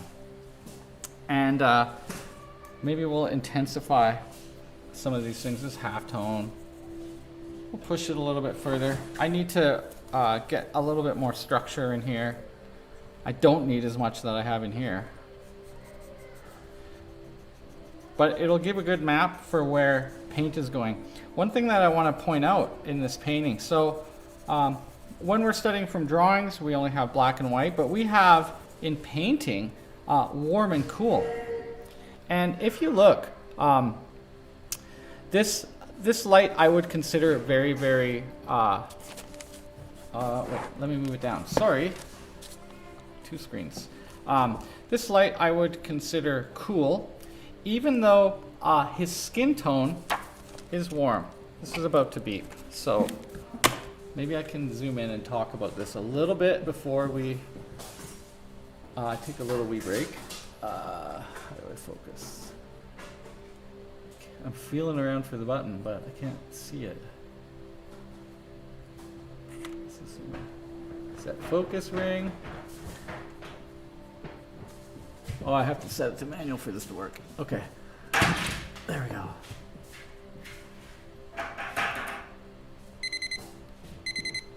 Ignore that beep.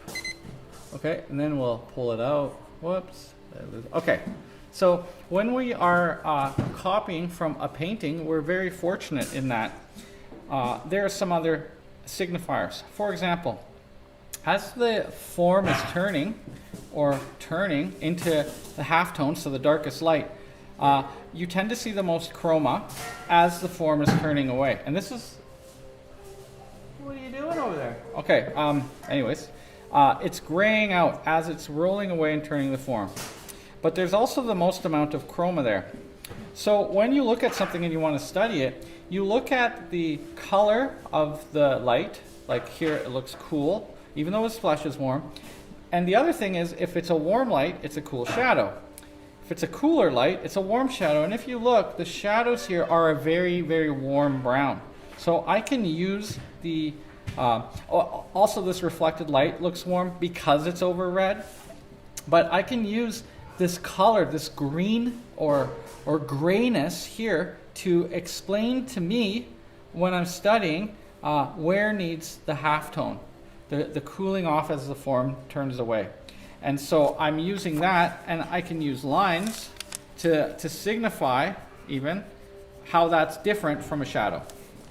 Right? So you'll see it all on here. The other thing that's really nice about this method of drawing, oh my God, is that when I put the dark on here, I can rub that edge. It's a soft edge.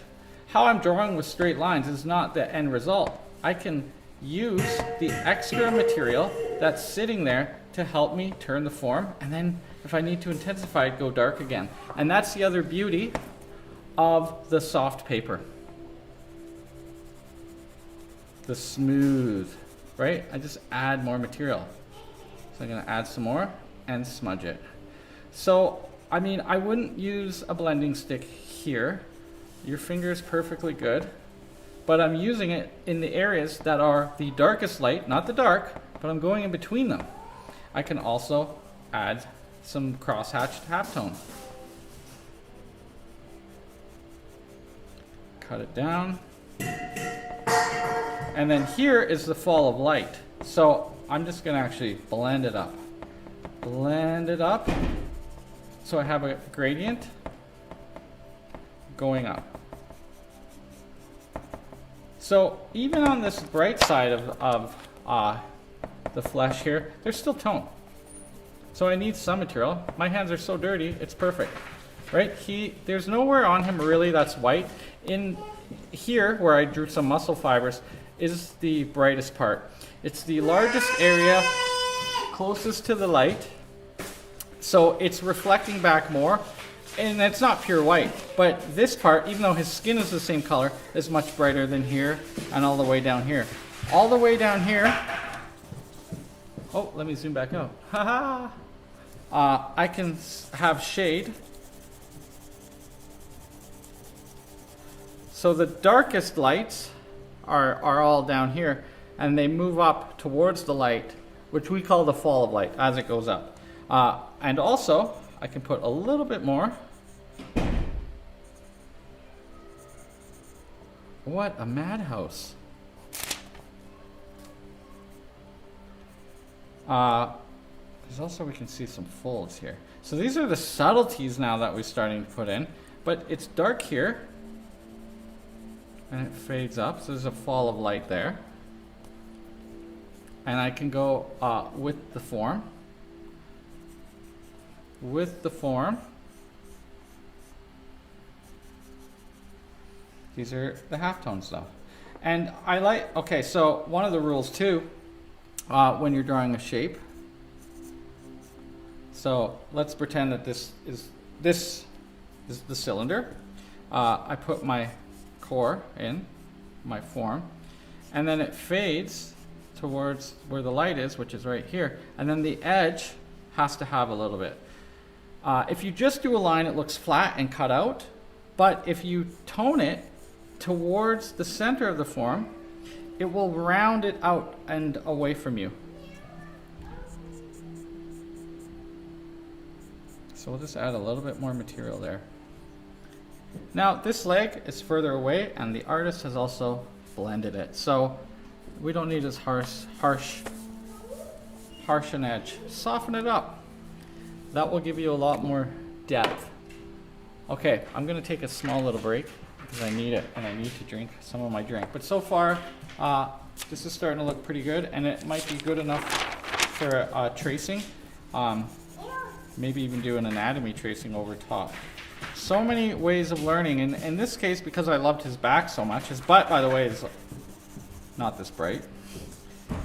So when we come back from the break, I'll just keep putting on tone. I'm gonna look at the chat, and I'm gonna see if Doug Swinton realizes what's going on here. Hey, Ray is on there. My roommate, late to the party. Hey guys. I'll just tilt up so you can see what I'm seeing. What's going on? Can you turn it? Whoa, careful, careful with the door, guys. I don't want anyone getting their fingers stuck. Yeah, there's a brick. There's a brick on the floor. I use a brick. Anyways, that's what I'm seeing, folks. Hi.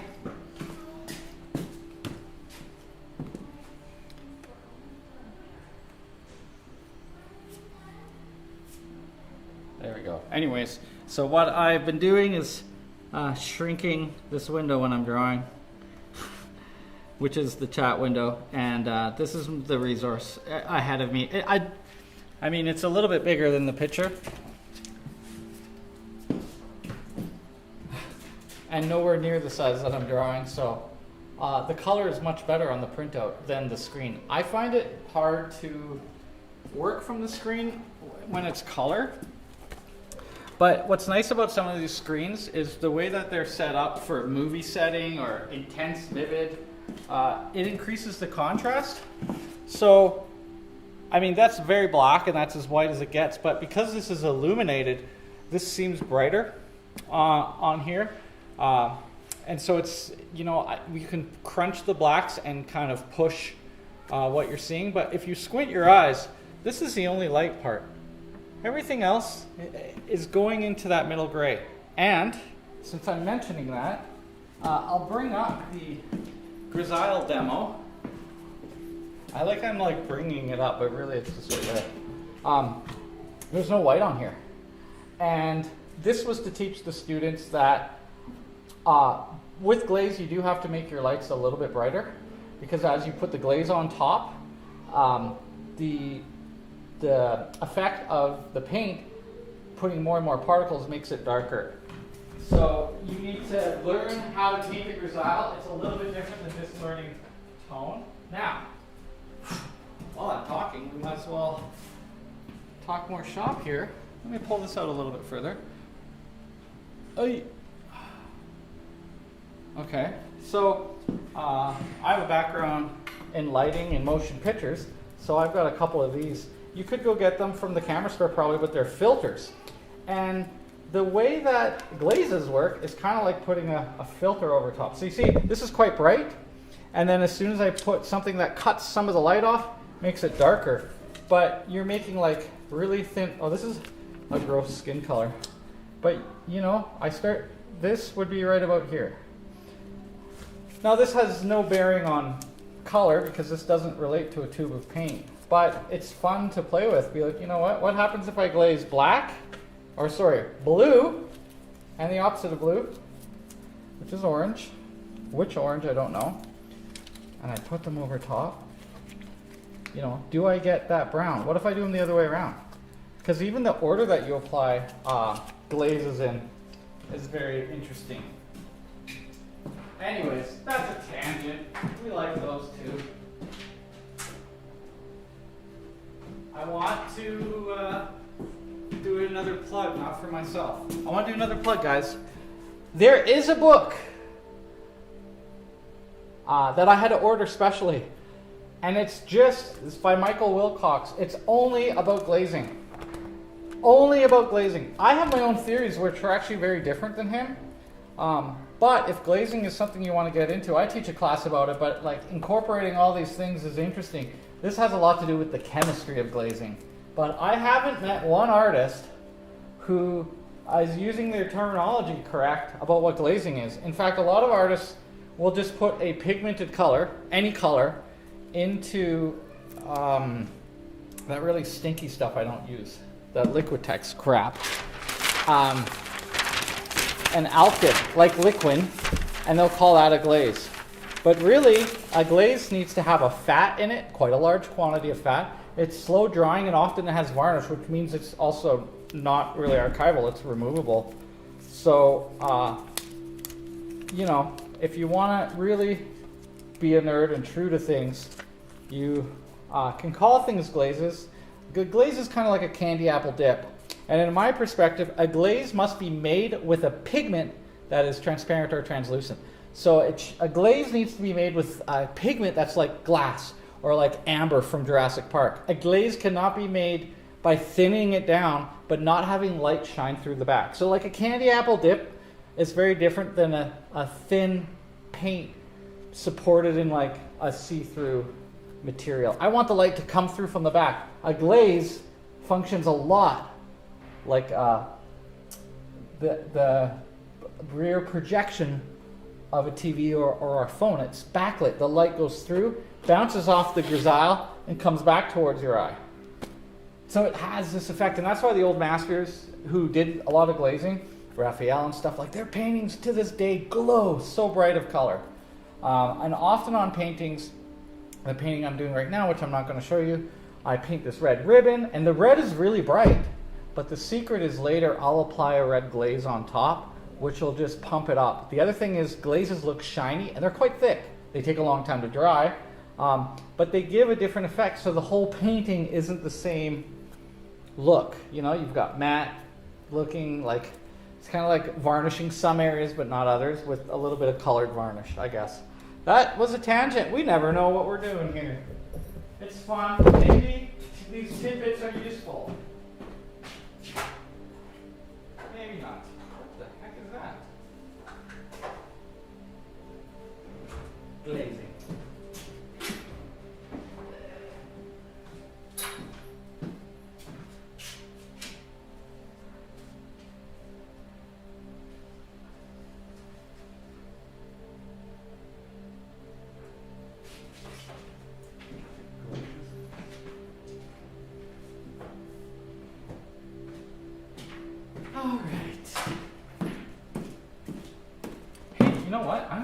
Grey's Anatomy out.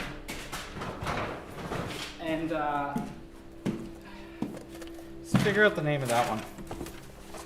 Then I will remember it. My mind is just degrading at this time. You get up at 5, 8:30 is your bedtime. It's like an old man. Feel it. I don't know how you keep your hours, Keith. I haven't seen 2 a.m. since the day before Christmas. And I don't really want to stay up that late anymore. Let's look. Let's look and learn together. Are we still live? Oh, that's why. Hey, that's why. I'm like looking like, well, how come you can't see me? I am below you. Let me grab down.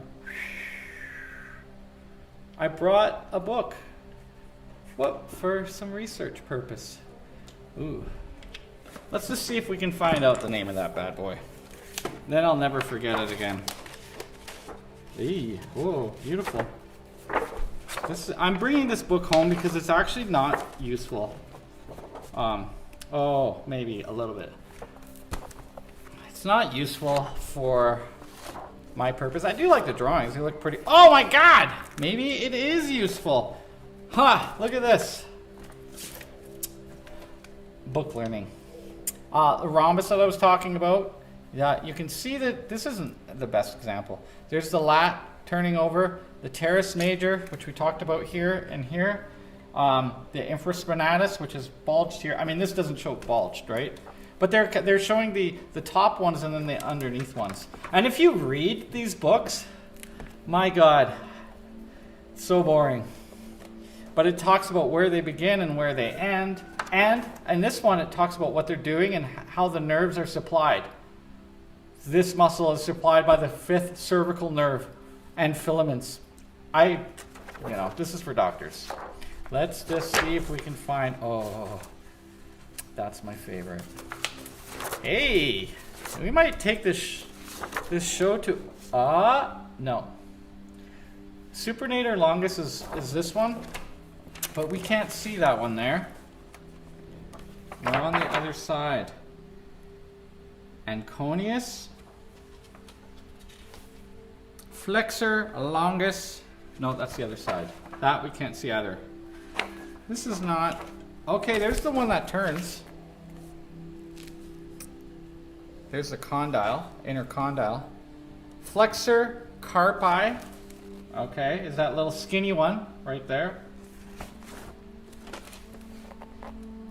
Flexor profundus, that one you can't see, that's deeper. Oh boy, it's not as useful as I thought. You know what I've never studied? The muscles of the feet. I kind of like the feet and the hands. Like the hands only have like 3 muscles really. This one here, and this one here. And the rest is just like tendon that's pulled by those muscles, and those muscles go into the forearm. And that's why there's so many, so that you can do all these wonderful things.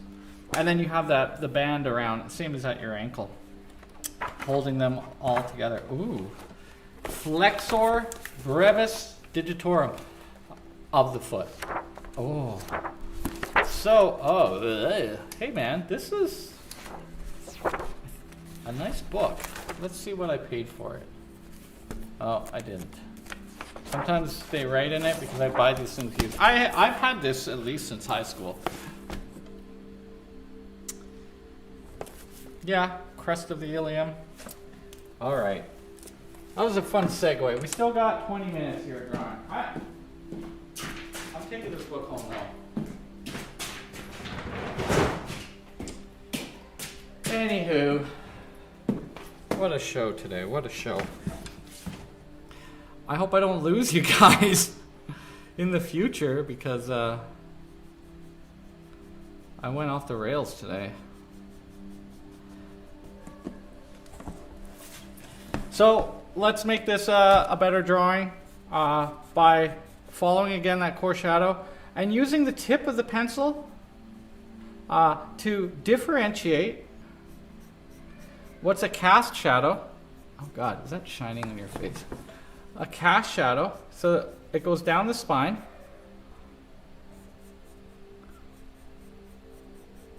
So the turn of the spine is here, and because light's not hitting it, it makes a hard edge.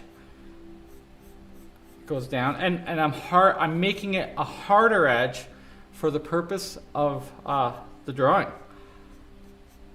A painting I will soften. But if you're following along, you can see this. This is the darker part. And it goes across. And I'm making my cast shadow the same value of darkness as my core. And by doing that, it makes this look brighter. So I'm going to darken my core here some more. And keep darkening my areas that are lighter. But I can just even rub my finger across. But they're still a dark. And thicker. Thicker because they're the roll, the turn of it. If something is long and flat, it doesn't have such a condensed darkness. It tapers out, and we can see some of those edges down here, all flat. And as I'm doing this, I'm sharpening my pencil too. So there is rhyme and reason. Let's look at another cast. Where the tendon is going here, there's a cast shadow behind the calf, and it coasts along. Now this is a core. Learn what the difference is between these things. But below it is the leg, and it gets dark because when two things are together, I'm not sure if you can see that angle, it gets dark. So it's a cast, the darkest dark right there. And then this is a cast shadow, so I'll make a hard edge, but it's not as dark as right there. If you learn to draw a sphere, you'll see that there are darker parts of the cast shadow as well. And you can flatten them out. With shadows, it's okay if you do, if you crunch all the darks the same. I would even suggest that maybe only ever have 2 values in shadows. That's what Morgan Weisling says. And, you know, like Caravaggio and stuff, it works, it plays. I like to put a lot more tone in my shadow, and that could be a handicap for myself. Old habits die hard. Is that the same? So let me get the timer out again, because I need to watch my time here. 22 minutes, give or take, so that I can kind of, pun intended, flesh this out a little bit more. And obviously, rather than trying to get exactly the rendering, I am pushing some of the shapes and forms to show more of the muscle, I guess. To just, because it's a drawing, it's more graphical of a map, right? So not just doing a master study, but giving myself a reason to pull out the book, to figure out where the holes are in my knowledge, and that I probably should have eaten something in the last few hours, but whatever, you know. We're all gonna make a nice drawing. That's good enough, right? Now I listen to the calming sounds here. Now this, I'm keeping the line here because this is actually a dark value all in here. And so this looks darker in my drawing than it is, but it's because there's not a dark beside it. Uh-oh, kids are going crazy out there again. I didn't know there were kids coming tonight. Jennifer's picking, she has a lot of paintings here. And if you guys are students with paintings here, please from now on, put your name on them, because I actually don't know who a lot of these pieces are by. I can tell most of my students' work, but some of them I think are like 4 years old, and they've been here a long time. It's hard when you have at least, like, I got 60 students usually, and I can't remember all their styles or what they're doing in the class. And we also have other teachers here, so they're not even all my students. And I've amassed quite a collection of art. And not to be rude, but it's not art I want, because I want the space clear and beautiful. Anyways, that's all dark, but Jeff, you can keep all your art here. I like all the teachers' art. But also, I don't want people to be like, hey, I wish I was painting that right now, and now they don't have the ability because it's stuck in my studio.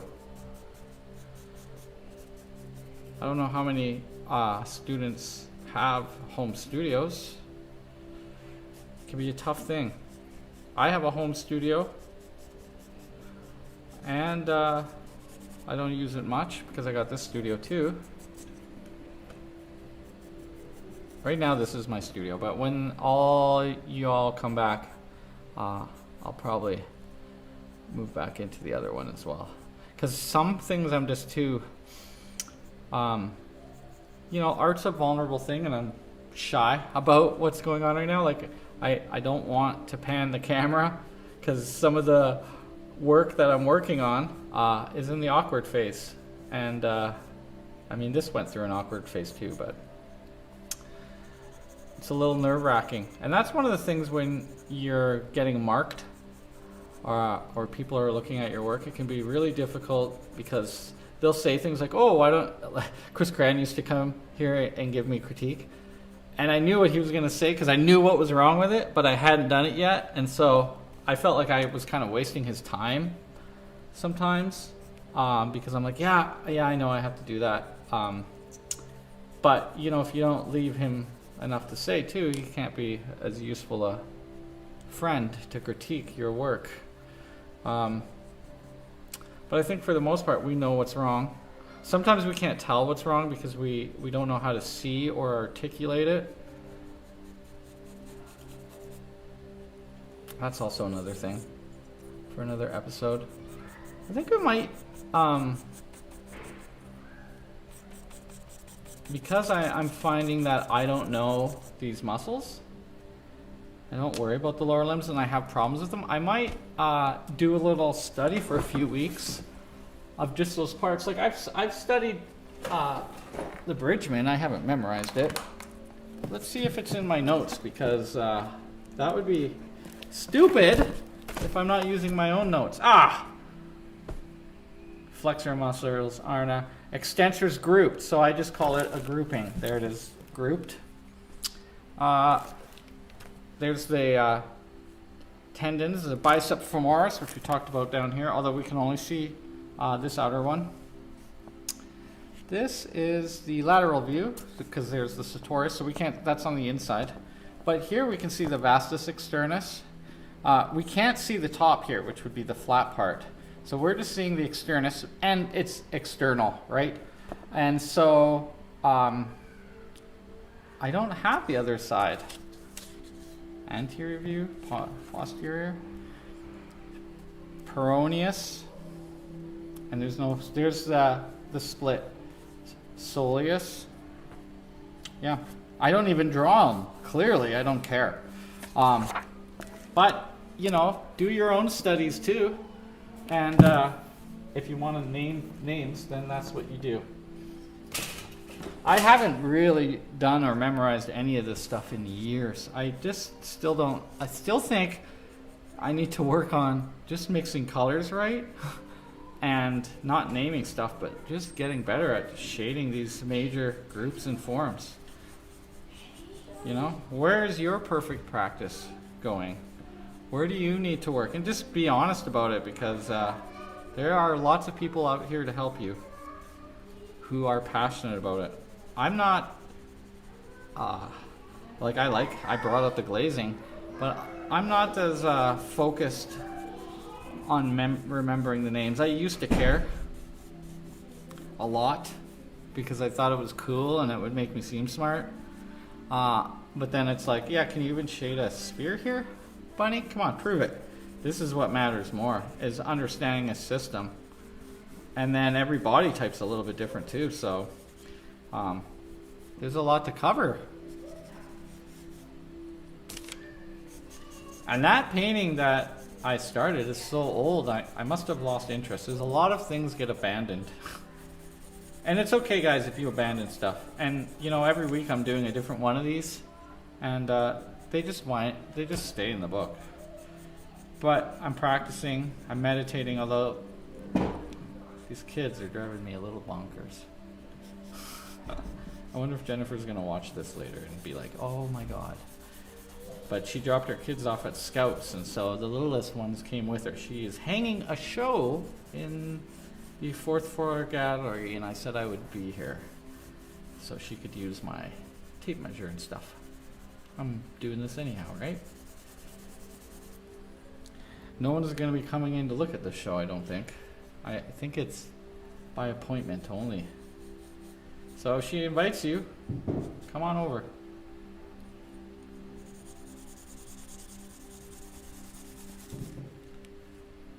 All right, I might cheat this a little bit. So I'm gonna lighten that reflected light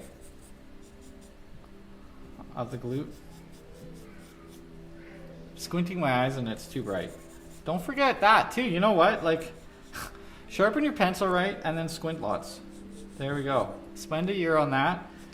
In that lecture I gave, I talked a lot about a lot of things. I was trying to give those ACAD students like how this Atelier learning and what lots of us are doing differs, and how in many ways it's much, much better, and how to have a perfect practice so that they can get the results that they want.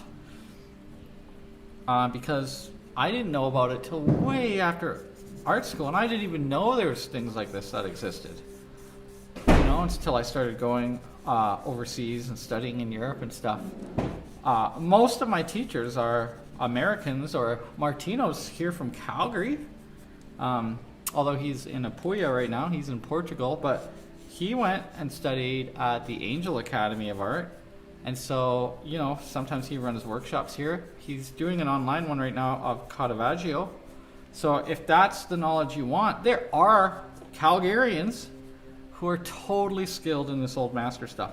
And in my experience, all the people overseas are American or Canadian. You know, I really like Robert Liberace. He teaches down in Georgia, Savannah at university. Henry Yan's in San Francisco. So it's not like this stuff, like you don't have to do the Europe thing like I do. I do it because I want to spend weeks in museums. I love spending time in museums. And I always travel alone. I had traveled with people in the past and it sucked. Because, I mean, unless you're doing what you want, you paid so much money to go somewhere, you got to go with like-minded individuals. And I spend a lot of time in museums. Like I work there. That's just me. And that's also why I go to Europe. Because, I don't know. If you've been to the Glenbow, you know what I'm saying. I don't mean to knock it, but if you really want to see the good stuff, you got to go to where it lives. Although, I heard a rumor that Louis Bourgeois was at Esker right now, but you can't go, right? Esker? We can't go. I think so. Eddie, hook us up. Get a private tour. I love Louis' work. It's not the same kind of work as we're doing here, but how's your hanging going?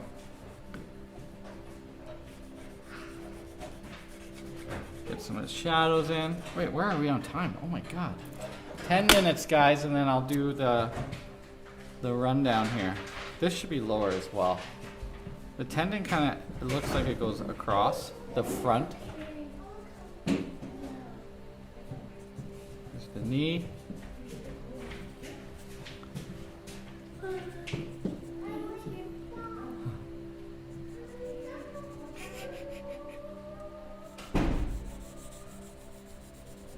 I have to get a little, like I got dog treats for dogs, but I don't have treats for little kids. They don't come around here that much.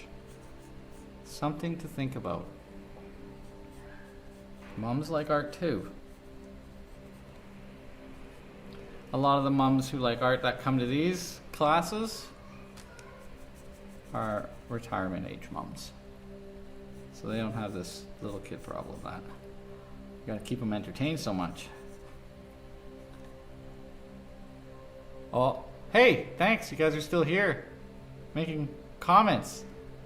I'm going to do the little spiel at the end. The other thing, too, is, you know, this stuff isn't precious when it's newsprint. Like, this is messy. It's a discovery process.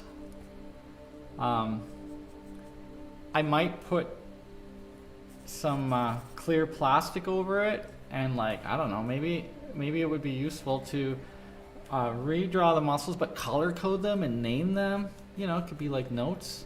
Maybe I'll glaze them on that painting of different colors, and then the notes will be in the classroom. I don't know.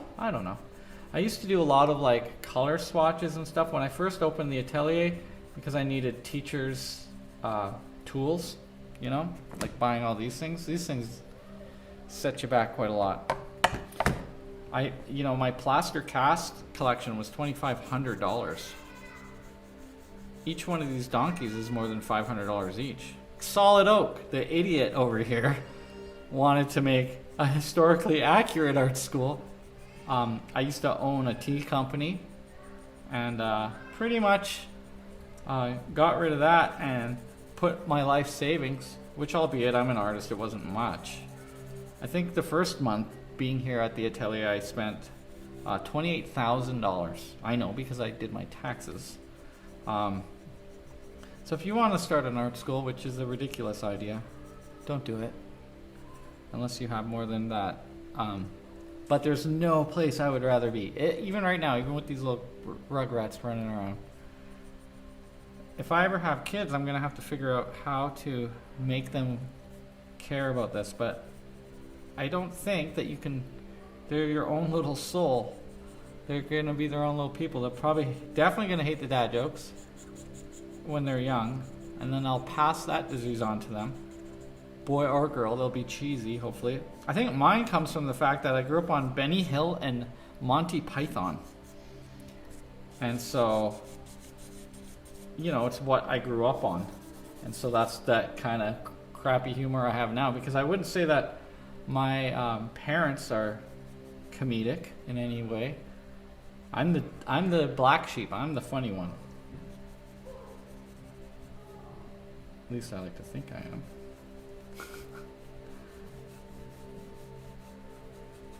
And if you've ever taken a class or hung out with me, you'd know that what the jokes are like. And I'm not stopping. Not for anyone. I'm me. You know what? I'm getting pretty close here to where I feel like stopping. I'm actually sweating, which is weird. This shape is too small. I need to bring the back of the tricep down, and this is halftone, so I'll just use the tip. Look, I already forgot what we got the name on this, and I forgot it already. Oops. Hasn't been useful up into this time of life. Our brains only they filter out the things they don't need, right? So I've never, till I get injured. I mean, I have been injured skateboarding and stuff and hurt these, but it was so long ago. I quit skateboarding because I fell. I was going down a hill like an idiot, and it was gravelly, and it ripped my entire face off. I had to get like skin graft on my face, basically. Yeah, I had no face in school. I was terrifying. Maybe that's why I'm so cute now. I went through hell. Anyways, my arms were filled with gravel. My face, I still got some scars on my face from it because I went down this steep hill and the gravel got caught under and just went flying, and then I slid. That was a traumatic event. So I did not get back on a skateboard again. And my best friend Ben, he had a skate ramp in the shop, Sculptural Design Studios, and I was too chicken to get on it. And lo and behold, Ben messed up everything of his body and hurt himself. So there was no way I was going to get on that again. Now it's too late for me. I prefer fishing. It's a little safer. I mean, yeah, you could drown. let's I guess get a little indication of fingers here. I got a little bit of time, I guess.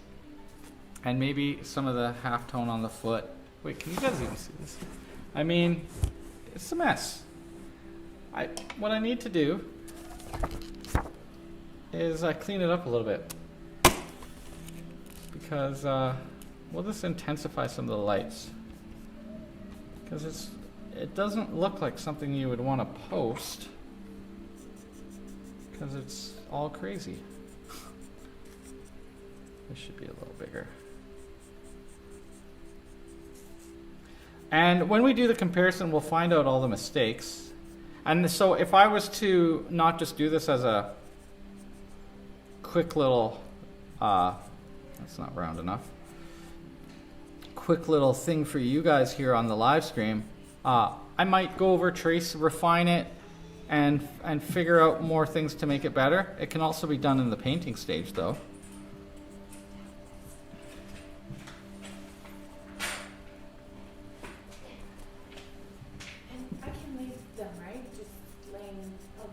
I wouldn't. It's a public building. Really? Yeah. I mean, if you hung them. Well, but I cannot do that right now. Well, just drag. How many are there? Can you fit them back there? Oops. Are you coming back tomorrow?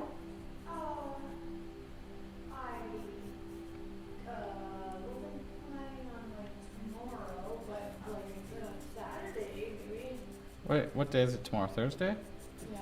I mean, I cannot guarantee you that those won't be touched, knocked over. Like there's the Montessori school in here. The kids walk around the class or they walk around the halls. Like I would just be concerned that it's safer hung.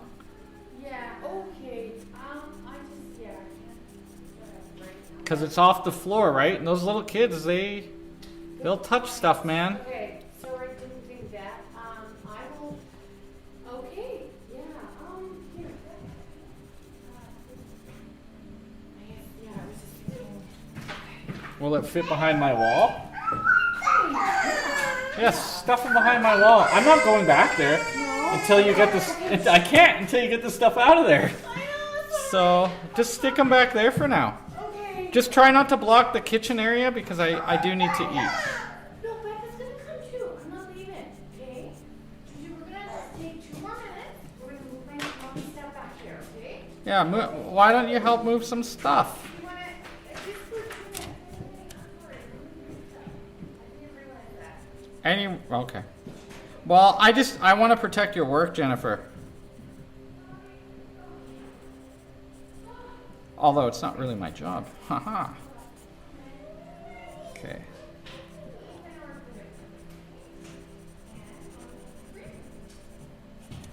So Saturday, maybe you can have the other kids come help. If you have them all. Yeah, Because we'll have to get the hanging stuff out. Oops, sorry guys, I'm yelling at you. It's just a timing thing. I might, okay, I got a minute or so left. I might just, what the? Have I been blurry the whole time? Oh, okay. There we go. Ooh, he's looking pretty good. Shadows. Let's clean it up a little bit. It's ripped anyhow.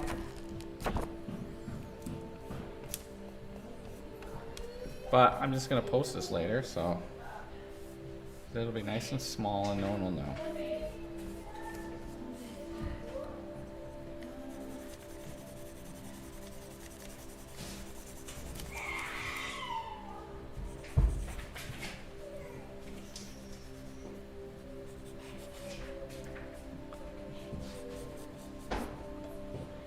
Maybe I'll darken this just to have that reflected light look a little bit brighter.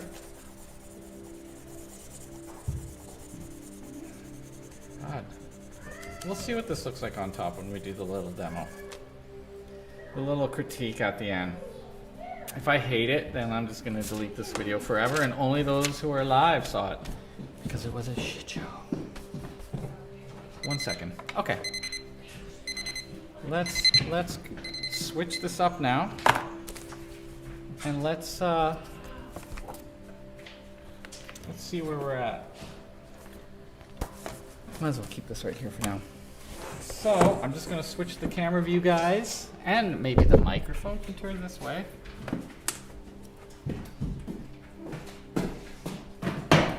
We'll find out how much material I have on my face as well. Whoa. If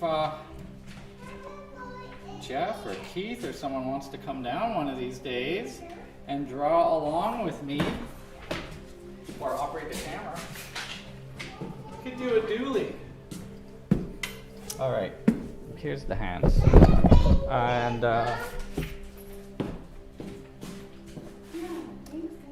put this forward here. Okay, so, hey, here I am. I wore, oh my God. Come on, baby. Come on, baby. Come back. Come back to us. Oh. What? You may have lost me for a second. I don't know. Here's my thematic shirt, figure, and drawing. Reference, painting. So we're going to see how we did here. Get rid of this for now. Oh yeah, you ripped it off. What do you think? Do you like it? Do you guys like it? Good, I'm glad. I'm glad. Okay, so, where did, oh, there it is. Let's just have a look and then we'll figure out what we're doing. If nothing else, this chaos has made for a very exciting episode, I think. Oh. There you go. Hey, baby girls. It's almost Valentine's.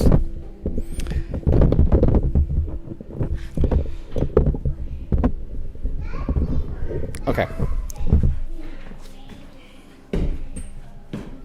We're almost there. Where is another clip? Need another clip.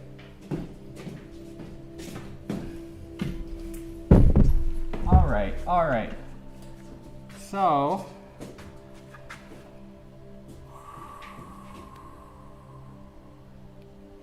you guys are my audience now.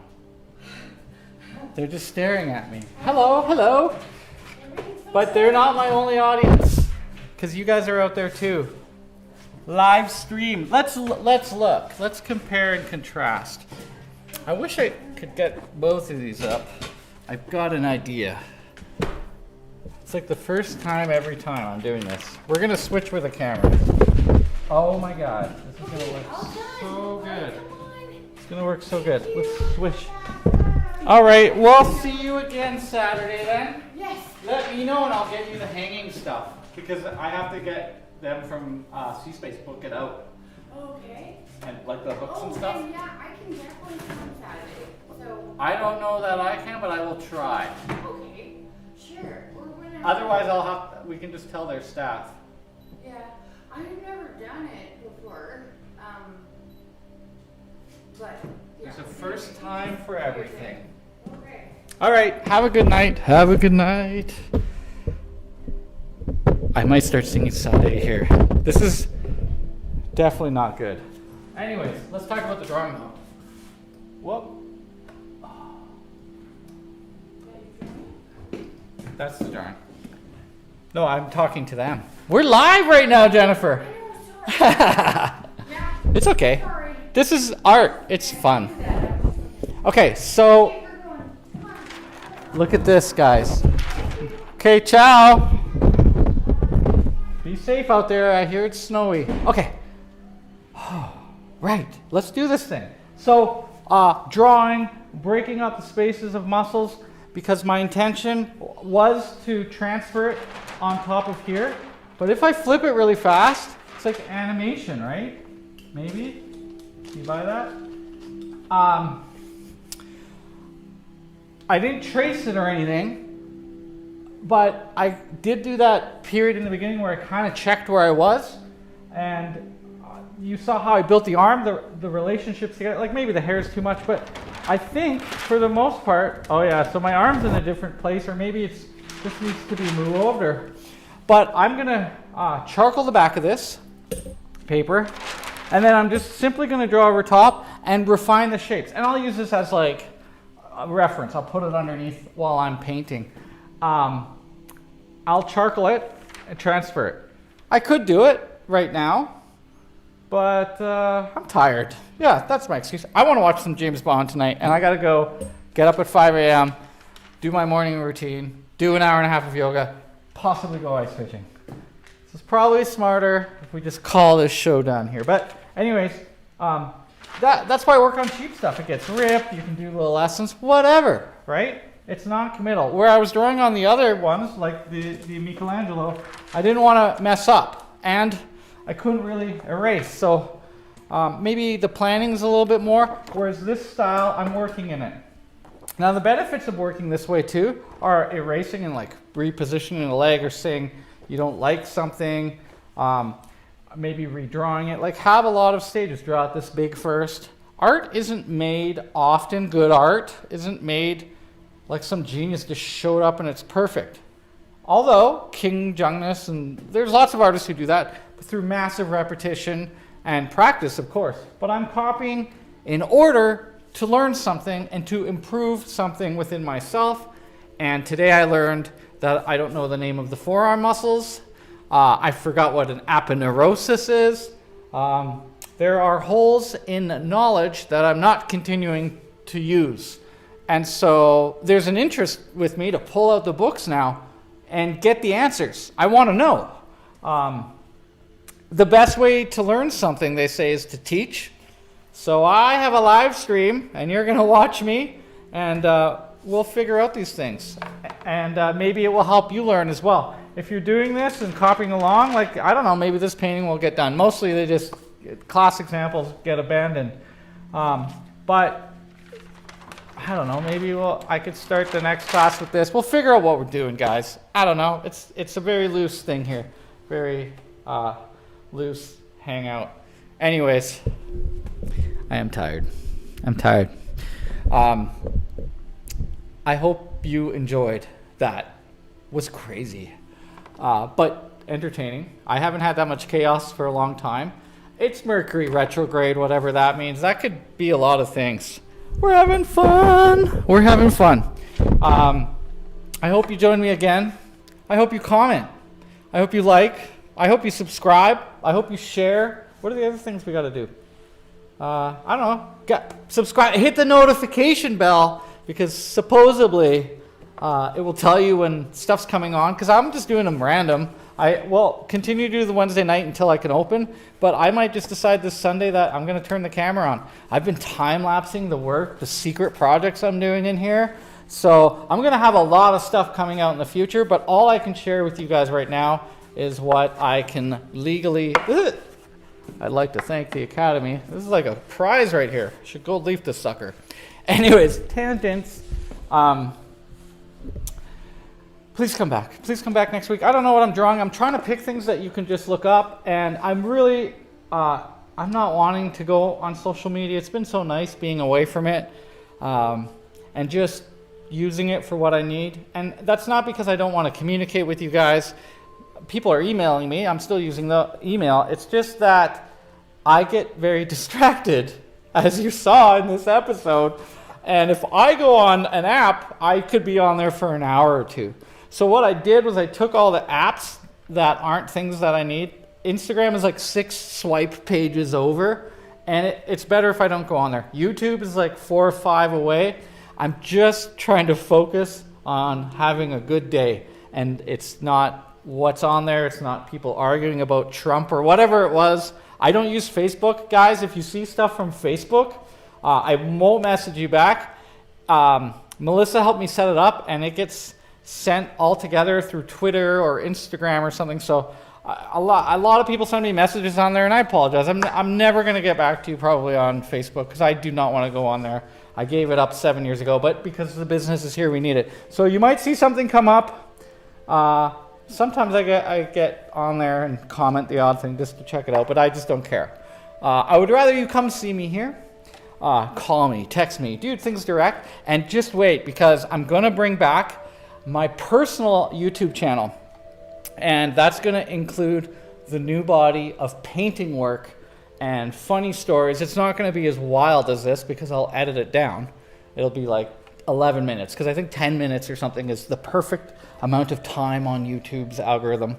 Who knows? They might cancel this live stream on me like they have been in the past. My work is just too good that the robot thinks it's real. And also don't say the P word. Anyhow, thanks for joining me. Thanks, Keith. Thanks, Jeff. Thanks, Ray. Thanks, Harry. Thanks, Navin. Thanks, Greg. All you guys made comments today that I saw. Maybe there's some more. There's more now. But I love it. It means something to me. I'm giving to you. You give back. And I'll watch your channel too. Until then, let's keep learning together. Let's do some master copies. If you have something you want me to draw, because maybe it's something that's challenging you, send it along. Otherwise, I'm just going to always pick my favorites. And I love David. I love Bouguereau. I love Tandema. Wasn't really going to focus on painters, but it was the back. And it came up in conversation. And I live a life that's magical, mysterious, and synchronous. And so I would like to say ta-ta for now, ciao and all that. I'm going to watch James Bond, and this is I'm going to use him today. This is how we go out from the channel.